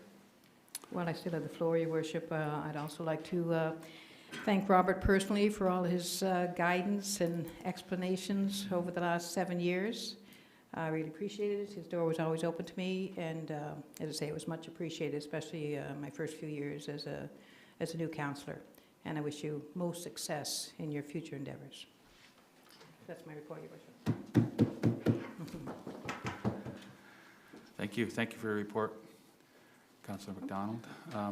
Okay, we'll now move on to Planning, Development, and Heritage. And I'll ask Councillor Jill Burridge to give her report. All right, I'll start with the report. We don't have any resolutions here tonight. I'll just go through what we chatted about the last planning meeting. We had one subdivision application, Chen Sun. It's an R1, a low-density development off Mason Road. The application came in just the week before the planning meeting, so it was one that, it was put out for discussion and feedback. It's a 22-unit with 22 single-family dwellings and 6 double dwellings, or semi-detached, I guess they call. So this is another infill development near the campus, which is good to see. The feedback from the committee, the main point of discussion on that one, or the feedback, was there was dedicated parkland within the development that the committee felt didn't have as much frontage as you would like to see on a park along the road. So there was a lot of discussion about that. There was also discussion about, would this be a development where you look at the parkland fees in lieu? Because it is very close to the community campus, as well as Rankin Park. So, there was discussion around that. Planning board felt that, we should never be giving up dedicated parkland, even if we have it and it's a passive, we plant trees and use it as a passive park, not necessarily playground infrastructure. It is an open field area right now. It's not wooded, so it would have to be something that would have to be planted. And so we have kind of shimmied it over to Maddie and the Sustainability Committee to take a look at the piece of land and see if there's something that they can envision within that piece. So that's where that sits right now. So the feedback is being collected from Maddie and sustainability, and it'll all be fed back to the developer on that particular application. So we have a lot of bylaw text amendments coming up. So Blaine and his team, we're looking at some things within the bylaw. Fences is one thing. Just a lot of it is just language within the bylaw. It's not changing anything significantly. I think with fences, the language talked about fences. What's the word, Blaine? Basically, what it was saying is the fences pose as a barrier to. What was the word? I'm trying to remember the word. Prevents people. To prevent people from going onto a property, but they instead of. Impede, yeah. So it's just basically changing language to make sure that it's easier for the team here to enforce the bylaw. So temporary signage was another thing that came up. It's fine, Blaine. I think we're good. Temporary signages came up, and solar arrays was the other item of discussion. And just looking at solar arrays are starting to pop up. So, should we be carrying solar arrays within our bylaw and putting some regulations around them? So these are all things that are under discussion right now. Moving into the official plan, a couple of items that we are talking about now, and Blaine is working on, is food trucks coming into town, and the licensing of food trucks and how we're going to handle that. It's not something that we have covered in our official plan as of right now. And the other item is short-term rentals, with Charlottetown making changes to their short-term rental policies, I guess, within the city of Charlottetown. Stratford is kind of identifying, like, ooh, if they buckle down on short-term rentals in Charlottetown, does that mean that it may come our way, right? And we don't want to be caught in the same mess that they are.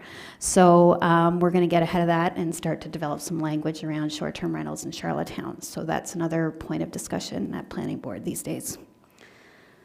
That's it for my report. Is there any questions? Busy meeting. Lots of things popping up.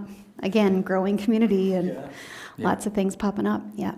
Yeah, it was a good meeting. It was an excellent meeting. I think a couple of the things that came up, we've got a vehicle for consultation with residents, our resident survey, which will be going out, I guess, around the middle of January or thereabouts.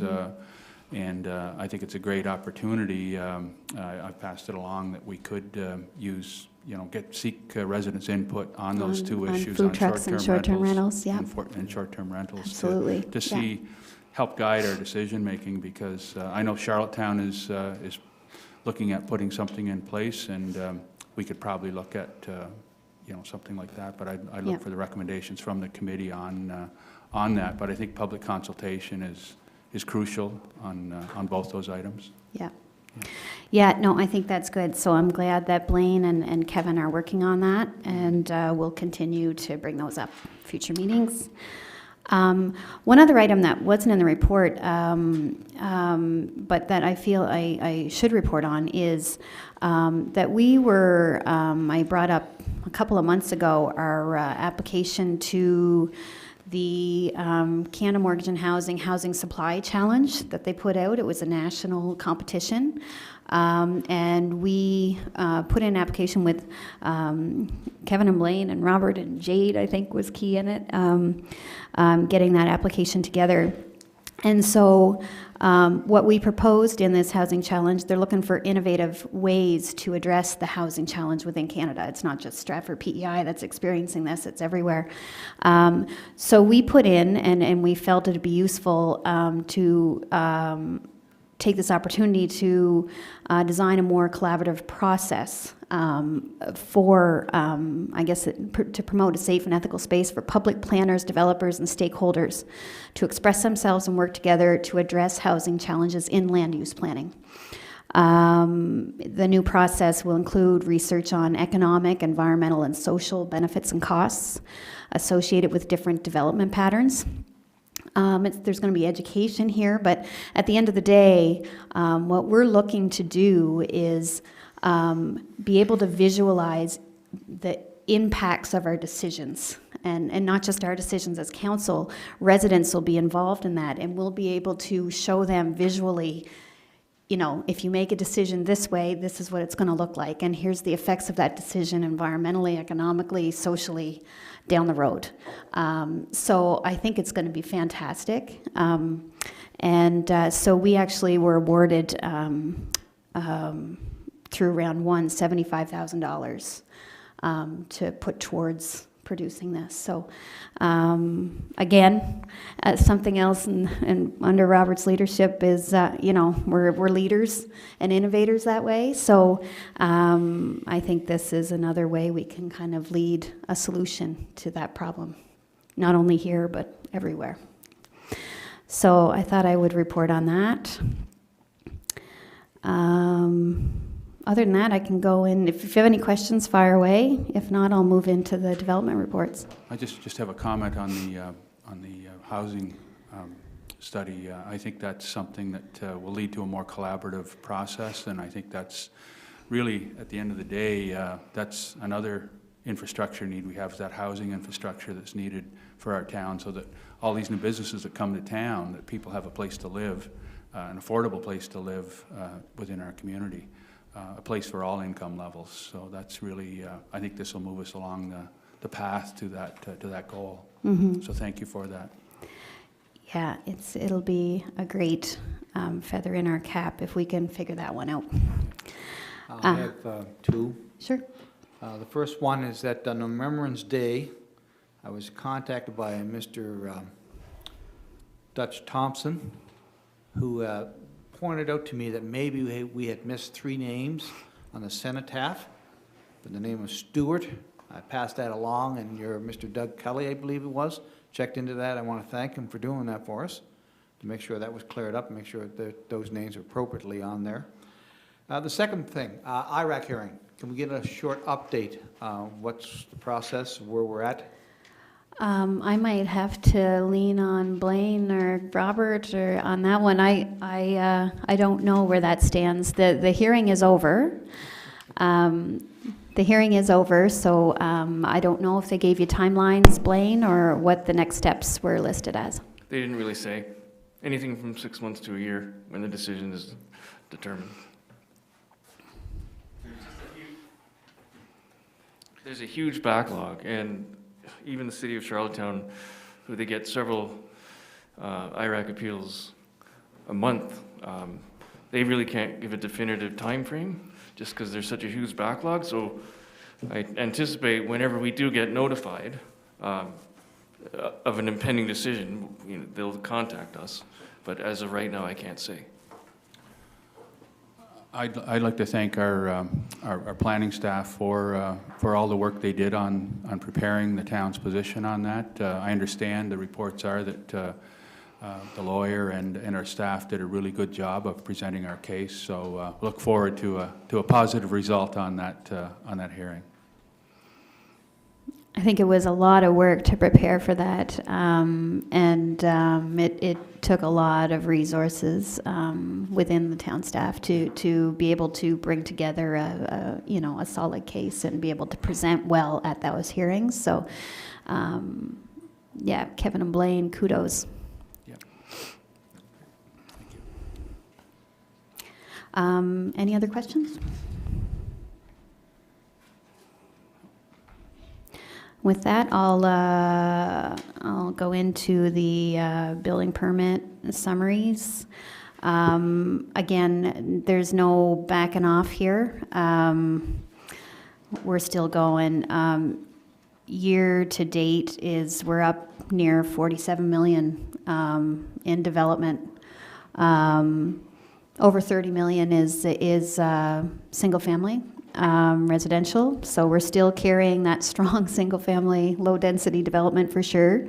But you know what? It's there. You'll also see in the developments there's a lot of semi-detached pumping up. You'll see them around town for sure.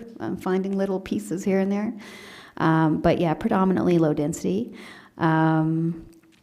Yeah, so we've blown by last year. Yeah, very busy. Okay. Any other questions? Anything else that you wanted to? Just not a question, just that we did mention we had a very good conversation at the meeting over food trucks, which will be coming to Stratford eventually, and the other thing was short-term rentals. So those were two topics we had discussion on that we'll be dealing with down the road. So there'll be applications probably coming in for food trucks probably this summer. Or Yeah, I think the challenge there is to really look at what the best practices are, That's right. you know, in other jurisdictions, and also to level the playing field for existing food businesses, food service businesses that exist, to make sure that they feel that you know, they're treated fairly as well. This competition is it is competition, but it's also a convenience and another dining option for residents of Stratford. So it is something that it's got two sides to it. So we really need to look at what the best practices are and get the you know, the best approach that works best and that'll work best for us. Sure. And I believe Blaine and Kevin are looking into that now for our next meeting to come back with that. That's correct.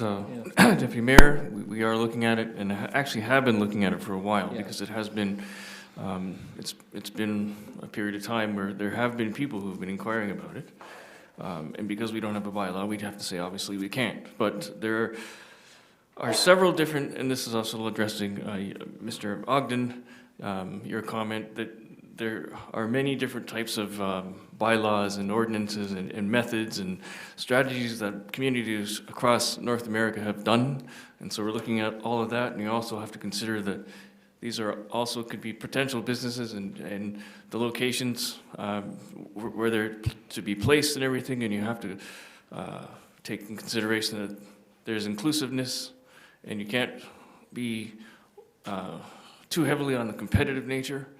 These are some of the issues that many municipalities have been facing when they've came to implementing a food truck bylaw. So yes, we are looking at it definitely. Thank you. That's it for my report, folks. Thank you for your report, Councillor Burge. Okay, we'll now move to. Sorry, with the food truck and with the short-term rentals, if we're just in conversation now about it with Charlottetown. I mean, at the end of the day, it's enforcement. Who's going to be looking after all this?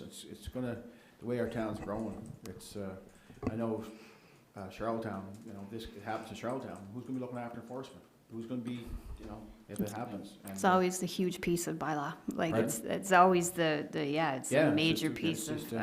You know, we get grasp of the like food trucks and so on, and you got to be very strict and so on. And at the same time, we have people here that are paying commercial tax here 12 months a year, right? These the food trucks are here for 3 or 4 months, but you've got to be, look, as Mayor Ogden says, best practice, right?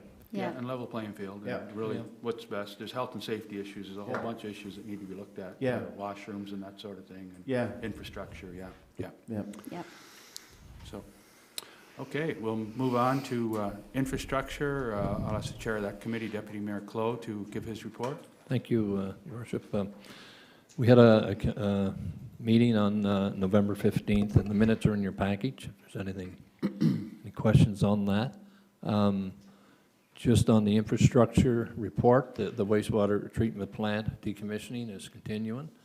The last few weeks of inclement weather have been more difficult and has slowed progress. The intent is to have the lagoon cells infilled and graded by the end of December. Getting a lot of questions out there around that, and I tell people to be patient, that the weather hasn't been bad lately with a lot of rain and whatever, and snow's coming. And so I told them that come spring there will be grass planted there, so just be patient and hang on. So the infiltration reduction strategy, Eastern Trenchless has completed the pipelining on East River Drive Clifton Road and Bayside Drive. Approximately 300 meters of sewer main was renewed with minimum disruption to residents and completed within 4 days. This process is very efficient and cost-effective and will most likely be used next year to renew other segments of sewer pipe. The lift stations, sewer lift stations, we've received confirmation of funding for Phase 1. However, our application for funding for Phase 2 was not approved. The work for Phase 1 could be completed next construction season. The resolution will be brought to the next council meeting to recommend an award of the tender. The Kepik Road Multi-Purpose Trail, the contractor is completing final task and addressing some deficiencies. Final landscaping will be completed in the spring. There's some issues brought forward on that they're addressing now. Hopefully they're going to get it before the snow comes into a couple of the subdivisions there, and mostly the private ones.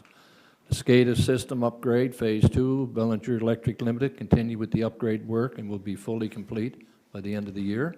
In the dry storage building, the tender closed on December 2nd with 2 bids received. One bid from Natty Construction, the amount of $312,000 plus HST, and one from Spire Construction Group in the amount of $417,750 plus HST.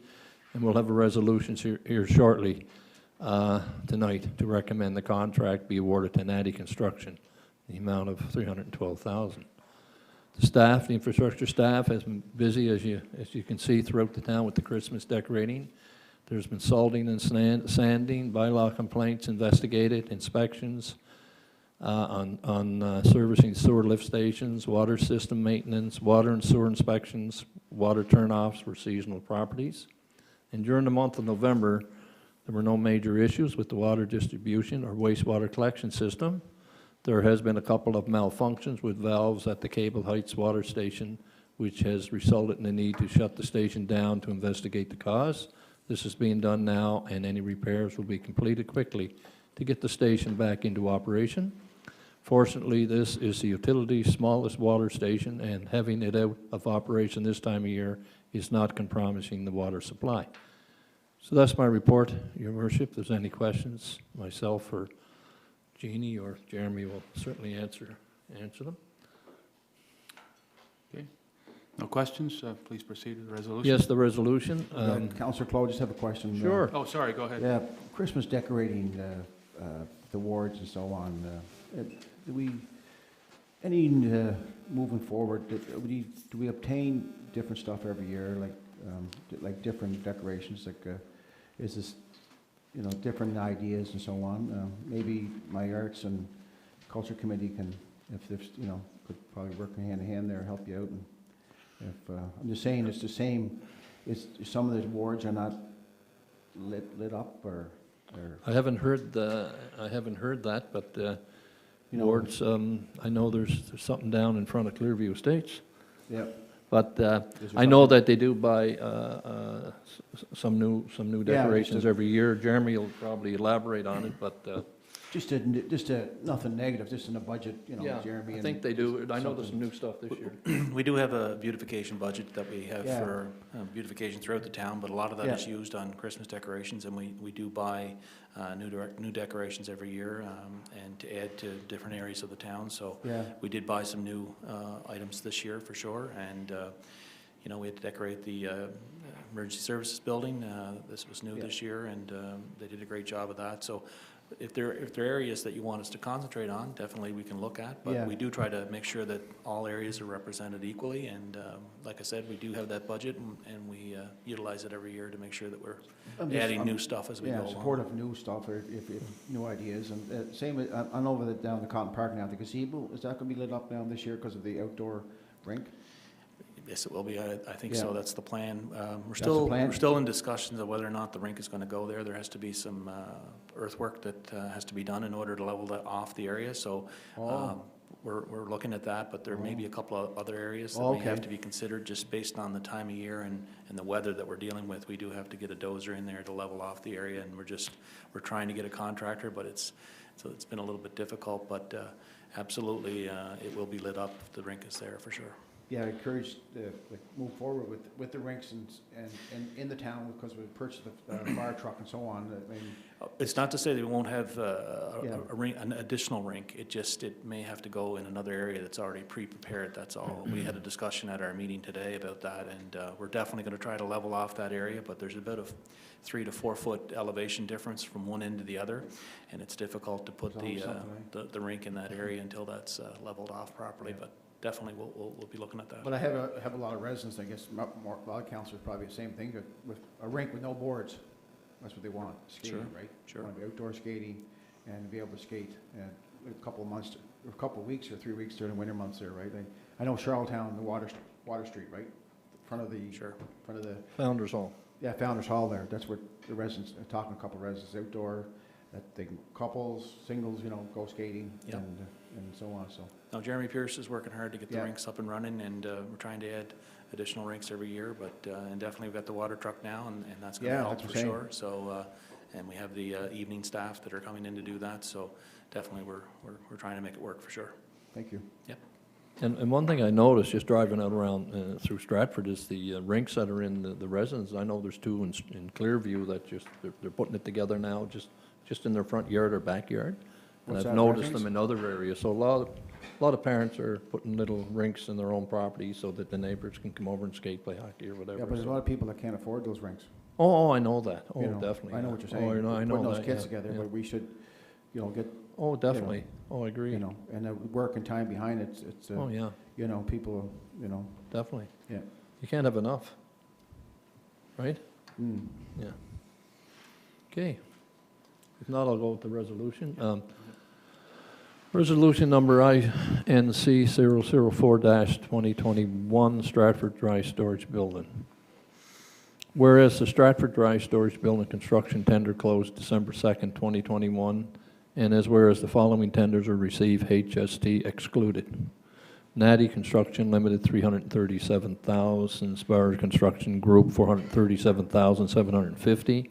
And whereas a capital budget of $400,000 was approved for the construction of a dry storage facility, and whereas surveying, geotechnical, consulting, and site preparation fees are estimated at $55,660, HST excluded, and whereas the total price of the project is estimated to be $392,660, HST excluded, be resolved that the tender be awarded to Natty Construction Limited in the amount of $337,000, HST excluded. This resolution bears the recommendation of the Infrastructure Committee via an email poll conducted on December 3rd, 2021. So moved. Have a seconder? I'll second. Thank you. Okay, any discussion? Deputy Mayor, this building has long been asked for and finally being developed. Could you basically tell us what was going to be stored in that building? I know we're getting additional equipment and it has to be brought out of the weather. So is it mowers, snow blowers? What are we looking at here? Jeremy can do, I'd say be snow blowers, Jeannie? Jeannie. Just whatever, I guess.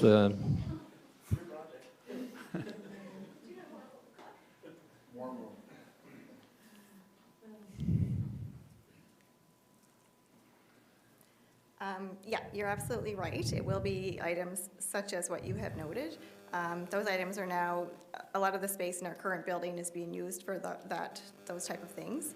And we need the space in the building, which is a heated building, to get equipment in and work on it in there. So we've got a warm space to work on. So this dry storage is not a heated building. It's just a storage unit where we can put those items in and get them out of the way of needed space inside of our heated building that we could be using to work on things in there. Okay, thank you.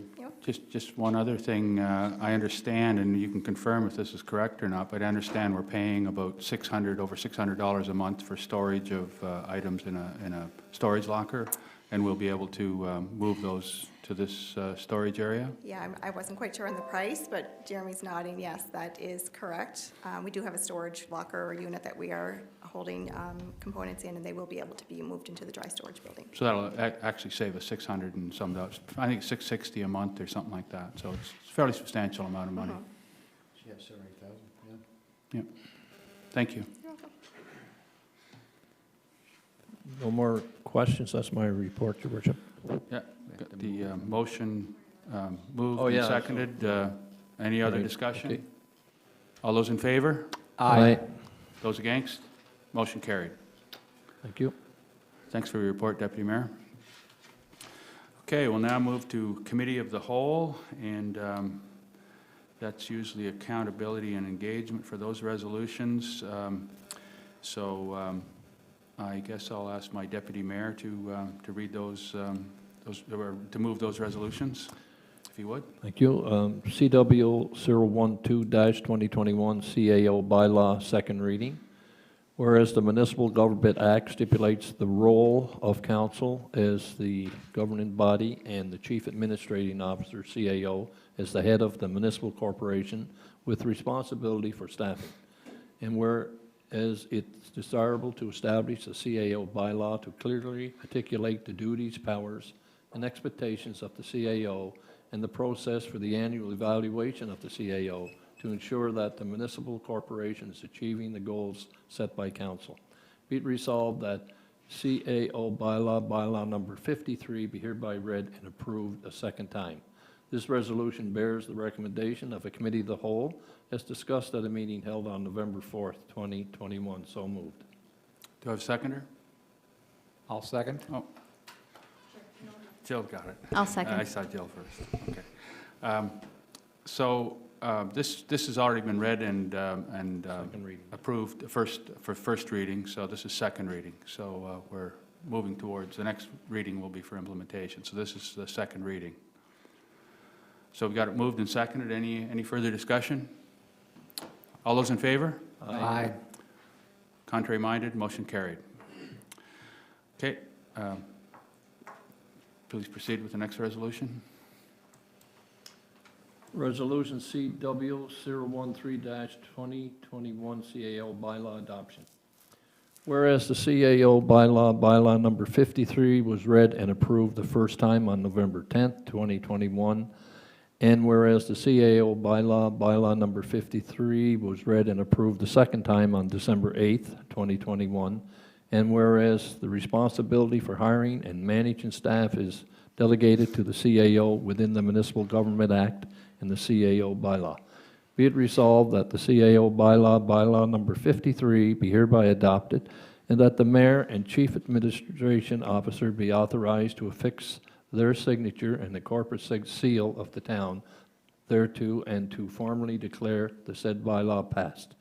Be it further resolved that the existing hiring policy number 2004-HR-01 be hereby repealed. This resolution bears the recommendation of the Committee of the Whole as discussed at a meeting held on November 4th, 2021. So moved. Do I have a seconder? Thank you. Okay, any discussion?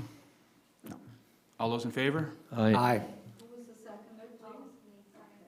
Those against? Motion carried. Oh, thank you, Deputy Mayor. Okay, we'll now move to sustainability, and I'll ask Councillor Darren McDougall, the chair of that committee, to give his report.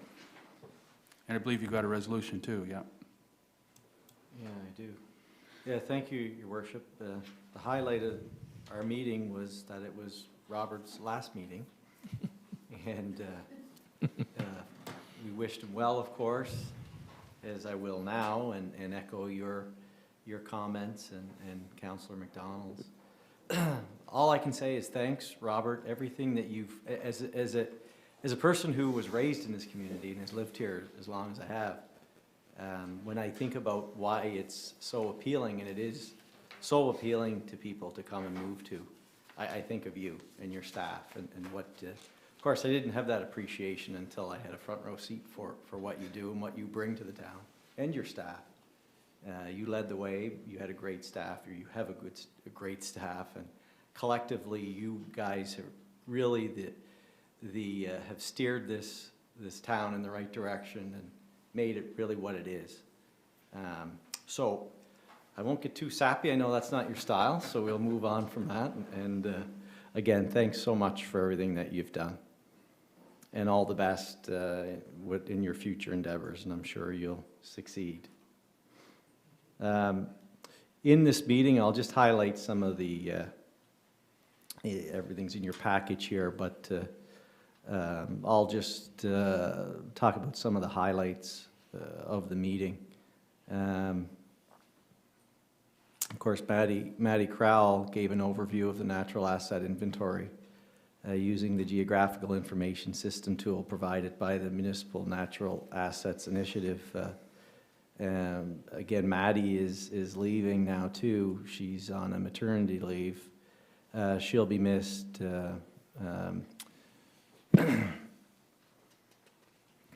We, as far as highlights, we again, and it was brought up earlier in the finance meeting regarding electric vehicle charging stations, and again, our committee had a discussion about it, and as was agreed upon at finance, a cost recovery was what we believed was the best way to approach that.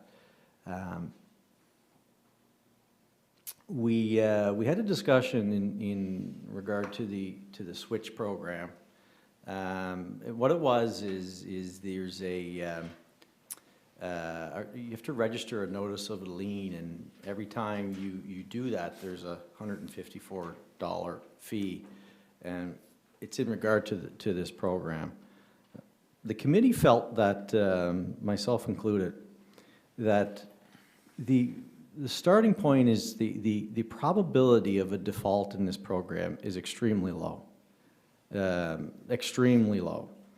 So the probability of somebody defaulting is I mean, it always exists, and you always want to mitigate risk, but there is another risk management tool that's in place in regard to the property and how we are able to recover those funds upon a sale of a property and whatnot. So it's there already. So the committee felt that the $154 fee, along with the work that's required by staff to engage that process, was such that the alternative was a better option. So we collectively agreed that was our position on it. It's going to go to council, and we'll have a further discussion with the rest of council, but that was discussed at the meeting, and that was our position. As far as that goes, I think that's the highlights of that particular meeting. If somebody has a question, feel free. Any questions? Just a couple of points on our report. Under present members, we have the name Angela Banks, which refers to on the first line, and regrets Angela Banks. I believe she was there, Wendy, at that meeting. And just to put that in the content. And the business survey result, we're having an official meeting on that in the near future, Wendy, in regards to the results of that. What date will that be? It's Zoom meeting, I believe? Yeah, next week on Tuesday morning. Yes, it's yeah. It is Zoom though, eh? Yeah, okay, good, thank you. Any other questions? If not, thanks for your report, and please proceed with the resolution. Yeah, it's a resolution here. Town of Stratford Resolution SC 006-2021- Town-Owned Tree Policy Approval. Whereas the town recognizes the value of trees for wildlife, human health, carbon storage, shading, and other beneficial services that they provide, and whereas the town has a multi-year strategy to enhance awareness, tree preservation, and tree planting, including showing leadership by protecting and preserving trees on town-owned land, or town-owned property, sorry. And whereas a policy was drafted and reviewed by the Sustainability Committee to protect and preserve trees on town-owned property. Be it resolved that the attached town-owned tree policy, policy number 2021-SC-01, be hereby adopted. This resolution bears the recommendation of the Sustainability Committee from a meeting held on September 17th, 2021. So moved. Thank you. Okay, we got it moved and seconded. Any discussion? Maybe we could give a brief explanation of what the bylaw, the policy includes, or? Yeah, no problem. Is this where you jump up, Robert, for the last time? Or what? Huh? Huh? You think I'm going to tackle that one? Yeah, this is kind of a couple of years ago, you recall that we asked questions of residents on the survey about tree protection in the community. And there's a continuum of what we can do. And this is kind of on the low end of the continuum, which is protecting trees on our own property. Residents supported us to doing that. And then the next step we're going to take is to look at how we protect trees during development.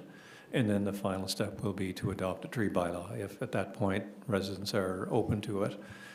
So this policy is just to protect trees on town property. Requires that if we get a request from somebody to remove a tree or substantially trim it, which we do get, that it has to be looked at by an arborist. But there is a clause in the policy that allows us, if we bought property for development, then it does allow us to remove the trees to make that development happen, whether it's water, sewer, buildings, parks. So it doesn't preclude us from using the land the way we intend, but it does preclude taking out trees arbitrarily if they're not needed to be taken out for town-related development. Just to show leadership so that when we eventually get to the point of asking residents or controlling what they can do on their property, we can certainly say that we do it ourselves. Okay. I understand that this policy will also cover off trees that are near in their lifespan to be left standing if they do not pose a risk to the public, so that the trees could be used for animals and birds and whatever to make homes and whatever. So it covers off right from the start to the finish. But I want to tell the public that if a tree is leaning across a trail, it will certainly be taken down. But Yeah. other places it'll be left. Yeah, dead trees, whether they're standing or down, provide habitat. Any other discussion? Okay, we'll call for the vote. All those in favor? Aye. Aye. Contrary minded? Motion carried. Thank you, Your Worship. Thank you for your report, Councillor McDougall. We'll now move to accountability and engagement, which is my committee, the committee that I chair. We didn't have a report in November. We decided to combine the two meetings for November and December. We're having a meeting tomorrow night. So I'll be providing an update at the January council meeting. Human Resources, any update? Deputy Mayor, you chair that committee? Nothing, we're having a meeting this week, but other than that, no. Yeah, We're in the we've been process of... busy with the CAO busy with the staffing CAO, action, yes, yeah. Yes. Thank you. Any inquiries by members of council? Item number 18, anything anyone would like to, any item at all that someone would like to inquire about? No, I'm just going to mention our meeting tomorrow on Zoom with the service company, our fundraising. Just want to make sure everybody's going to be on Zoom there tomorrow, and the fundraising efforts this services provide to organizations. So, I mean, they did some fundraising out west and raised $10 to $50 million. So they're quite a qualified group. So I encourage everybody to join in Zoom tomorrow and to view this presentation by the services company. Thank you. Any other inquiries? Okay, we'll move to item number 19, other committees, Stratford Seniors Complex. I'll ask Deputy Mayor Clow to give his report. Yeah, the report's in your package. Everything's pretty well status quo there, unless there's any questions. Okay. Any appointments to committees, Robert? Nothing to report? Okay, thank you. No proclamations. Any other business that anyone would like to bring to the table at this time? I have one, and actually, I think what we probably should do moving forward is under other committees, put the Community Campus Implementation Committee on there, because... As a standing item? As maybe a standing item. I don't know if that's, but I know it's something that a lot of the community are curious about, so it would certainly be nice to have regular updates on it. But what I will do is, I just wanted to take this opportunity under other business to let folks in the town know that we are going to finally present the community campus concept to residents, so it's super exciting. The consultant is just finishing up now, doing some final tweaks, and he's going to be ready to go to do a virtual, anyone can come in. It's a virtual meeting on December 14th from 6:30 to 9. It's all online. If you go to the town website, you can register for that, and you'll get an email and a confirmation and all the details for the meeting. But yeah, that will be December 14th at 6:30. It will be recorded so that we can share it. Oh no, maybe not. Not sure. Okay, scratch that. We're not sure on that, but I think the idea being that, you know, after that point, there's going to be this presentation, and then we'll be able to share information, more information on the community campus concept. But it's going to take you, the consultant's going to take you right through the whole process of the design, and it's fairly interesting the way they went at it. So super exciting. This is a big project, and to be able to see that concept, I think residents are going to be very happy about that. So December 14th, 6:30. Okay, and then after that, that it will be presented to council for approval, and then it will be, we'll go forward on that basis. Is that the plan? Yes. Okay. Yeah. Okay, any other business? Thank you for that, Councillor Burge. Mention about Santa Claus Motorcade Friday night. The councillors are invited to participate in the motorcade with Santa Claus. And Have to decorate your car. decorate your car and be in the Christmas spirit. So on recreation events, I'm inviting everybody out on Friday night. This Friday night, December 10th. Should be fun. Yeah. And the route is going to be posted online for us? Yeah, it's already there, yeah. It's already there? Yeah. Good. It went out to the schools too. Came home in both my kids' backpacks, so it's out there. Oh, okay. And this year we're sort of going a longer route where we're getting through all the wards, which is good. It's fantastic. And, myself and Councillor Clogue and yell at Ward 3, get on that bus, support that bus. Is T3, Anyways, T3 Transit's not in the motorcade, are they? Yeah, the transit, yeah. T3 Transit, they're not in the motorcade, are they? No.